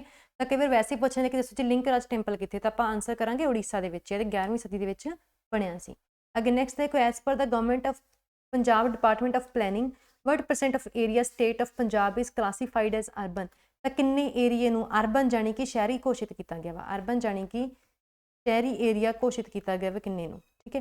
तो 4% एरिए नूं शहरी घोषित किया गया वा पंजाब दी planning department commission, planning department वालों, ठीक है। ਇਹ ਚੀਜ਼ ਹੈ। ਜੇ ਆਪਾਂ ਜੰਗਲੀ ਏਰੀਏ ਦੀ ਗੱਲ ਕਰੀਏ ਤਾਂ ਪੰਜਾਬ ਦਾ 4.84% ਏਰੀਏ ਨੂੰ ਜੰਗਲੀ ਏਰੀਆ, ਜੰਗਲੀ ਖੇਤਰ ਮੰਨਿਆ ਜਾਂਦਾ। 4.84% ਨੂੰ ਜੰਗਲੀ ਖੇਤਰ ਮੰਨਿਆ ਜਾਂਦਾ, ਠੀਕ ਹੈ। ਤੇ 4% ਨੂੰ ਅਰਬਨ ਏਰੀਆ, ਸ਼ਹਿਰੀ ਏਰੀਆ। ਅੱਗੇ ਦੇਖੋ ਨਾਟੀ, ਸਿੱਧੂ ਤੇ ਸਿਗਸਤਮ, ਠੀਕ ਹੈ। ਇਹ ਟਰਮਸ ਕਾਹਦੇ ਵਾਸਤੇ ਯੂਜ਼ ਕੀਤੀਆਂ? ਮਤਲਬ ਜਿਹੜਾ ਨਟੀ ਆ, ਜਾਂ ਨਾਤੀ ਜਾਂ ਨਟੀ ਜੋ ਵੀ ਆ, ਇਹ ਨਾਚ ਆ ਕਿੱਥੋਂ ਦਾ? ਹਿਮਾਚਲ ਦਾ ਤੇ ਉੱਤਰਾਖੰਡ ਦਾ। ਇਹ ਹਿਮਾਚਲ ਪ੍ਰਦੇਸ਼ ਦਾ, ਉੱਤਰਾਖੰਡ ਦਾ ਇੱਕ ਡਾਂਸ ਫਾਰਮ ਆ, ਲੋਕ ਨਾਚ ਆ, ਠੀਕ ਹੈ। ਸਿੱਧੂ ਕੀ ਆ? ਸਿੱਧੂ ਇੱਥੋਂ ਦੀ ਇੱਕ ਕੀ ਆ? ਟ੍ਰੈਡੀਸ਼ਨਲ ਫੂਡ ਆ, ਹਿਮਾਚਲ ਦੀ ਟ੍ਰੈਡੀਸ਼ਨਲ ਫੂਡ ਆ। ਤੇ ਸਿਗਸਤੂ ਕੀ? ਇੱਕ ਫੈਸਟੀਵਲ ਆ, ਠੀਕ ਹੈ, ਜਿਹੜਾ ਸਾਉਣ ਦੇ ਮਹੀਨੇ 'ਚ ਮਨਾਇਆ ਜਾਂਦਾ ਵਾ। ਤਾਂ ਇਹ ਤਿੰਨੇ ਟਰਮਸ ਕਿੱਥੋਂ ਨਾਲ ਸੰਬੰਧਿਤ ਆ?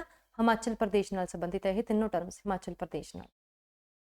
ਅੱਗੇ ਦੇਖੋ, ਹੂ ਮੇਕਸ ਆ rules for regulating the practice and procedure of supreme court. ਤਾਂ ਸੁਪਰੀਮ ਕੋਰਟ ਦੇ ਵਿੱਚ ਜੋ ਵੀ ਕਾਰਵਾਈਆਂ ਨੇ, ਗਤੀਵਿਧੀਆਂ ਨੇ, ਕੀ ਹੋਊਗਾ, ਕਿਵੇਂ ਹੋਊਗਾ ਵਗੈਰਾ, ਇਹ ਸਾਰੇ ਦਾ ਡਿਸੀਜਨ ਕੌਣ ਕਰਦਾ ਵਾ? ਤਾਂ ਇਹ ਉੱਥੋਂ ਦੇ ਵਰਕਿੰਗ ਪ੍ਰੋਸੀਜਰ ਆ ਸਿੰਪਲੀ। ਤਾਂ ਇਸ ਵਰਕਿੰਗ ਪ੍ਰੋਸੀਜਰ ਨੂੰ ਕੌਣ ਡਿਸਾਈਡ ਕਰੂਗਾ? ਸੁਪਰੀਮ ਕੋਰਟ ਖੁਦ ਡਿਸਾਈਡ ਕਰੂਗੀ ਤੇ ਫਿਰ ਪ੍ਰੈਜ਼ੀਡੈਂਟ ਤੋਂ ਅਪਰੂਵਲ ਲੈ ਲੂਗੀ, ਠੀਕ ਹੈ। ਇਹ ਚੀਜ਼ ਹੈ। ਅੱਗੇ ਇਹਦੇ ਨਾਲ ਰਿਲੇਟਡ ਆਰਟੀਕਲ ਵੀ ਪੁੱਛੇ ਗਏ ਨੇ ਆਈ ਥਿੰਕ ਸੁਪਰੀਮ ਕੋਰਟ ਨਾਲ ਰਿਲੇਟਡ। ਤਾਂ ਜਿਵੇਂ ਦੇਖੋ ਆਰਟੀਕਲ 124, ਠੀਕ ਹੈ। ਤਾਂ ਇਹ ਕਾਹਦੇ ਬਾਰੇ ਆ? ਆਰਟੀਕਲ 124 ਦਾ ਪਾਰਟ ਕਲੌਜ਼ 2, ਇਹ ਕਾਹਦੇ ਬਾਰੇ ਆ? ਤੇ ਜੇ ਮੈਂ ਗੱਲ ਕਰਾਂ ਆਰਟੀਕਲ 124 ਦੀ, ਤਾਂ ਇੱਕ ਚੀਜ਼ ਦੇਖੋ, ਕਲੌਜ਼ 2 ਵਗੈਰਾ ਬਾਰੇ ਭਾਵੇਂ ਨਾ ਵੀ ਪਤਾ ਹੋਵੇ, ਬਟ ਜਿਹੜਾ ਆਰਟੀਕਲ 124 ਆ, ਆਰਟੀਕਲ 124 ਆ, ਇਹ ਕਾਹਦੇ ਬਾਰੇ ਆ? ਇਹ ਸੁਪਰੀਮ ਕੋਰਟ ਦੀ ਐਸਟੈਬਲਿਸ਼ਮੈਂਟ ਬਾਰੇ ਆ, ਠੀਕ ਹੈ। ਆਰਟੀਕਲ 125 ਇਹ ਕਿਹਦੇ ਬਾਰੇ ਆ? ਸੁਪਰੀਮ ਕੋਰਟ ਦੇ ਜੱਜਾਂ ਦੀਆਂ ਸੈਲਰੀਜ਼ ਬਾਰੇ, ਸੁਪਰੀਮ ਕੋਰਟ ਦੇ ਜੱਜਿਸ ਦੀ ਸੈਲਰੀਜ਼ ਬਾਰੇ ਆਰਟੀਕਲ 124। ਨੈਕਸਟ ਆਰਟੀਕਲ 126, ਤਾਂ ਇਹ ਕੀ ਆ? ਚੀਫ ਜਸਟਿਸ ਦੀ ਅਪਾਇੰਟਮੈਂਟ ਬਾਰੇ ਆ, ਚੀਫ ਜਸਟਿਸ ਦੀ ਅਪਾਇੰਟਮੈਂਟ। ਤਾਂ ਆ ਜਿਹੜਾ ਆਰਟੀਕਲ 124, 25, 26 ਸਾਰੇ ਕਿਹਦੇ ਨਾਲ ਸੰਬੰਧਿਤ ਆ?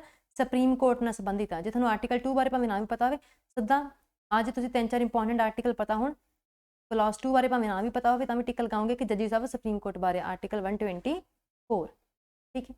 ਅੱਗੇ ਨੈਕਸਟ ਦੇਖਦੇ ਹਾਂ, ਕਹਿੰਦੇ ਕਿ ਡਿਵਾਈਸ ਕਿਹੜੀ ਆ, ਠੀਕ ਹੈ, ਜਿਹੜੀ ਇੰਨਾ ਡਾਟਾ ਹੋਲਡ ਕਰਦੀ ਹੈ। ਚਲੋ ਡਾਟੇ ਨੂੰ ਤਾਂ ਛੱਡੋ, ਜਿਹੜੀ ਕਿ ਸਰਕੂਲਰ ਥਿਨ ਪਲਾਸਟਿਕ ਦੀ ਬਣੀ ਹੁੰਦੀ ਆ ਤੇ ਮੈਗਨੈਟਿਕ ਮਟੀਰੀਅਲ ਲੱਗਾ ਹੁੰਦਾ ਵਾ, ਠੀਕ ਹੈ। ਤਾਂ ਉਹ ਡਿਵਾਈਸ ਕਿਹੜੀ ਹੁੰਦੀ ਆ? ਆ ਦੇਖ ਲਓ, ਐਵੇਂ ਦੀ ਕਰਕੇ ਬਣੀ ਹੁੰਦੀ ਆ, ਠੀਕ ਹੈ। ਤਾਂ ਆਹ ਦੀ ਸਟਰਕਚਰ ਬਾਰੇ ਪੁੱਛਿਆ, ਮੈਗਨੈਟਿਕ ਡਿਸਕ ਹੁੰਦੀ ਆ, ਵਿਚਾਲੇ ਸਰਕਲ ਹੁੰਦਾ ਵਾ, ਠੀਕ ਹੈ। ਪਲਾਸਟਿਕ ਦੇ ਉੱਪਰ ਇੱਕ ਫਲੈਪ ਬਣਿਆ ਹੁੰਦਾ ਵਾ। ਤੇ ਇਹ ਕਿਹੜੀ ਡਿਵਾਈਸ ਹੁੰਦੀ ਹੈ? ਇਹ ਹੁੰਦੀ ਹੈ ਫਲॉपी ਡਿਸਕ। ਨੈਕਸਟ ਦੇਖਦੇ ਹਾਂ, ਕਹਿੰਦੇ ਕਲਪਨਾ ਚਾਵਲਾ ਦੇ ਨਾਂ ਦੇ ਉੱਪਰ, ਕਲਪਨਾ ਚਾਵਲਾ ਦੇ ਨਾਂ ਦੇ ਉੱਪਰ ਇੱਕ ਸਪੇਸ ਕ੍ਰਾਫਟ ਲਾਂਚ ਕੀਤਾ। ਕਿਹਨੇ ਲਾਂਚ ਕੀਤਾ? ਤਾਂ ਇਹ ਲਾਂਚ ਕੀਤਾ ਵਾ ਨਾਸਾ ਨੇ, ਠੀਕ ਹੈ। National Aeronautic Space Administration. ਦੇਖੋ ਫਸਟ ਆਪਸ਼ਨ ਤਾਂ ਵੈਸੇ ਹੀ ਰੌਂਗ ਆ, ਜਾਪਾਨ ਨੂੰ ਲਾਂਚ ਕਰਨ ਦੀ ਕੀ ਜ਼ਰੂਰਤ ਆ? ਜਾਂ ਤਾਂ ਇਸਰੋ ਹੋਊਗਾ ਜਾਂ ਨਾਸਾ ਹੋਊਗਾ, ਠੀਕ ਹੈ। ਦੋਵਾਂ 'ਚ ਇੱਕ ਹੀ ਆਪਸ਼ਨ ਹੋਊਗੀ, ਕਿਉਂਕਿ ਬੇਸਿਕਲੀ ਕਲਪਨਾ ਚਾਵਲਾ ਇੱਕ ਇੰਡੀਅਨ ਸੀਗੀ, ਠੀਕ ਹੈ, ਮੂਲ ਭਾਰਤੀ ਇੰਡੀਅਨ ਹੀ ਸੀ, ਹੈ ਨਾ। ਅਤੇ ਉਸ ਤੋਂ ਬਾਅਦ ਕੀ ਆ, ਉਹਨੇ ਨਾਸਾ ਲਈ ਕੰਮ ਕੀਤਾ ਸੀ। ਤਾਂ ਇਹਨਾਂ ਦੋਵਾਂ 'ਚ ਇੱਕ ਆਪਸ਼ਨ ਹੀ ਹੋ ਸਕਦੀ ਆ। ਤਾਂ ਨਾਸਾ ਨੇ, ਨਾਸਾ ਅਮਰੀਕਾ ਦੀ ਸੰਸਥਾ, ਠੀਕ ਹੈ, ਅਮਰੀਕਾ ਦੀ ਇੱਕ ਰਿਸਰਚ ਆਰਗੇਨਾਈਜੇਸ਼ਨ ਆ, ਉਹਨੇ ਕਲਪਨਾ ਚਾਵਲਾ ਦੇ ਨਾਂ ਦੇ ਉੱਪਰ ਇੱਕ ਸਪੇਸ ਕ੍ਰਾਫਟ ਲਾਂਚ ਕੀਤਾ ਵਾ। ਅੱਗੇ ਦੇਖੋ, what is the capacity of Mansa solar power plant. ਤਾਂ ਮਾਨਸਾ ਦਾ ਜਿਹੜਾ ਸੋਲਰ ਪਾਵਰ ਪਲਾਂਟ ਆ ਉਹਦੀ ਕੈਪੈਸਿਟੀ ਕਿੰਨੀ ਆ? ਤਾਂ ਇਹ ਹੈਗੀ 31.5। ਇਹ ਆਈ ਥਿੰਕ 2016 ਦੇ ਵਿੱਚ ਬਣਿਆ ਸੀ, ਠੀਕ ਹੈ। ਤੇ ਉਸ ਤੋਂ ਬਾਅਦ ਜੇ ਆਪਾਂ ਗੱਲ ਕਰੀਏ, ਇੰਡੀਆ ਦਾ ਸਭ ਤੋਂ ਵੱਡਾ ਸੋਲਰ ਪਾਵਰ ਪਲਾਂਟ ਕਿੱਥੇ ਆ, ਠੀਕ ਹੈ। ਕਿਉਂਕਿ ਆਪਾਂ ਨਾਲ ਦੀ ਨਾਲ ਥੋੜ੍ਹੇ ਜਿਹੇ ਐਡੀਸ਼ਨਲ ਕੁਐਸਚਨ ਕਵਰ ਅਪ ਕਰਨ ਦੀ ਕੋਸ਼ਿਸ਼ ਕਰ ਰਹੇ ਹਾਂ ਕਿ ਆਪਣੀ ਜਿਹੜੀ ਜੀਕੇ ਆ ਹੋਰ ਇੰਪਰੂਵ ਹੋ ਸਕੇ। ਇਹ ਨਹੀਂ ਕਿ ਸਿਰਫ ਇੱਥੇ ਜੋ ਕੁਐਸਚਨ ਦਿੱਤੇ ਆਪਾਂ ਉਹਦੇ ਟਿੱਕ ਲੱਗੇ, ਜੋ ਕੁਛ ਟਿੱਕ ਲੱਗਾ ਉਹ ਪੜ੍ਹ ਕੇ ਅੱਗੇ ਲੰਘੇ, ਠੀਕ ਹੈ। ਆਪਾਂ ਨੂੰ ਥੋੜ੍ਹਾ ਡੈਪਥ ਦੇ ਵਿੱਚ ਪੜ੍ਹ ਸਕੀਏ, ਆਪਣਾ ਪਰਪਸ ਇਹੀ ਆ। ਤਾਂ ਦੇਖੋ, ਇੰਡੀਆ ਦਾ ਸਭ ਤੋਂ ਵੱਡਾ ਜਿਹੜਾ ਸੋਲਰ ਪਾਵਰ ਪਲਾਂਟ ਆ ਉਹ ਹੈਗਾ ਮੱਧ ਪ੍ਰਦੇਸ਼ MP ਦੇ ਵਿੱਚ ਭਗਵਾਨਪੁਰ ਨਾਮ ਦੀ ਜਗ੍ਹਾ, ਭਗਵਾਨਪੁਰ ਜਾਂ ਭਗਵਾਨਪੁਰਾ ਜੋ ਵੀ ਕਹਿ ਲਓ। ਇਹ ਹੈਗਾ ਵਾ 130 ਮੈਗਾਵਾਟ ਦੀ ਕੈਪੈਸਿਟੀ ਵਾਲਾ, ਠੀਕ ਹੈ। ਇਹ ਸਭ ਤੋਂ ਵੱਡਾ ਆਪਣਾ ਸੋਲਰ ਪਾਵਰ ਪਲਾਂਟ ਆ ਇੰਡੀਆ। ਦੇਖੋ, what is the last senses of India conducted. ਤੁਹਾਨੂੰ ਪਤਾ ਸੈਂਸਸ ਜਾਣੀ ਕਿ ਜਨਗਣਨਾ, ਠੀਕ ਹੈ, ਸੈਂਸਸ ਜਾਣੀ ਕਿ ਜਨ ਗਣਨਾ, ਠੀਕ ਹੈ। ਤਾਂ ਲਾਸਟ ਟਾਈਮ ਇਹ ਕਦੋਂ ਹੋਈ ਸੀ? 2011 ਦੇ ਵਿੱਚ। ਅਗਲੀ ਆਹ ਵਾਲੀ ਕਦੋਂ ਹੋਈ? 2021 ਦੇ ਵਿੱਚ, ਠੀਕ ਹੈ। ਤਾਂ ਹਰ 10 ਸਾਲ ਬਾਅਦ ਜਨਗਣਨਾ ਹੁੰਦੀ ਹੈ, ਆਫਟਰ ਐਵਰੀ 10 ਈਅਰਸ। ਤਾਂ ਇੱਥੇ ਆਪਣਾ ਲੈਕਚਰ ਖਤਮ ਹੁੰਦਾ ਵਾ। ਤੇ ਸਾਡੀ ਵੀਡੀਓ ਚੰਗੀ ਲੱਗੇ ਤਾਂ ਵੀਡੀਓ ਨੂੰ ਪਲੀਜ਼ ਲਾਈਕ, ਸ਼ੇਅਰ ਤੇ ਕਮੈਂਟ ਜ਼ਰੂਰ ਕਰਿਓ, ਤਾਂ ਜੋ ਅਸੀਂ ਐਵੇਂ ਹੋਰ ਤੁਹਾਡੇ ਲਈ ਲੈਕਚਰਸ ਬਣਾ ਸਕੀਏ। ਇਸ ਤੋਂ ਇਲਾਵਾ PVH ਕਲਾਸਿਸ ਦੀ ਐਪ ਨੂੰ ਡਾਊਨਲੋਡ ਜ਼ਰੂਰ ਕਰਨਾ ਹੈ। ਉੱਥੇ ਫ੍ਰੀ ਮਟੀਰੀਅਲ ਵੀ ਪਏ ਨੇ ਤੇ ਪੇਡ ਕੋਰਸਿਸ ਵੀ ਪਏ ਨੇ। ਜੋ ਵੀ ਤੁਹਾਡੀ ਜ਼ਰੂਰਤ ਹੈ, ਜੋ ਵੀ ਤੁਹਾਡੀ ਨੀਡ ਹੈ, ਜੋ ਵੀ ਤੁਸੀਂ ਆਪਣਾ ਸਬਜੈਕਟ ਜੋ ਵੀ ਇੰਪਰੂਵ ਕਰਨਾ ਚਾਹੁੰਦੇ ਹੋ, ਉਹਦੇ ਅਕੋਰਡਿੰਗ ਤੁਸੀਂ ਬਾਈ ਕਰ ਸਕਦੇ ਹੋ ਤੇ ਪ੍ਰੈਕਟਿਸ ਲਈ ਮੌਕਸ ਵਗੈਰਾ ਵੀ ਲਗਾ ਸਕਦੇ ਹੋ, ਠੀਕ ਹੈ। Thanks for watching.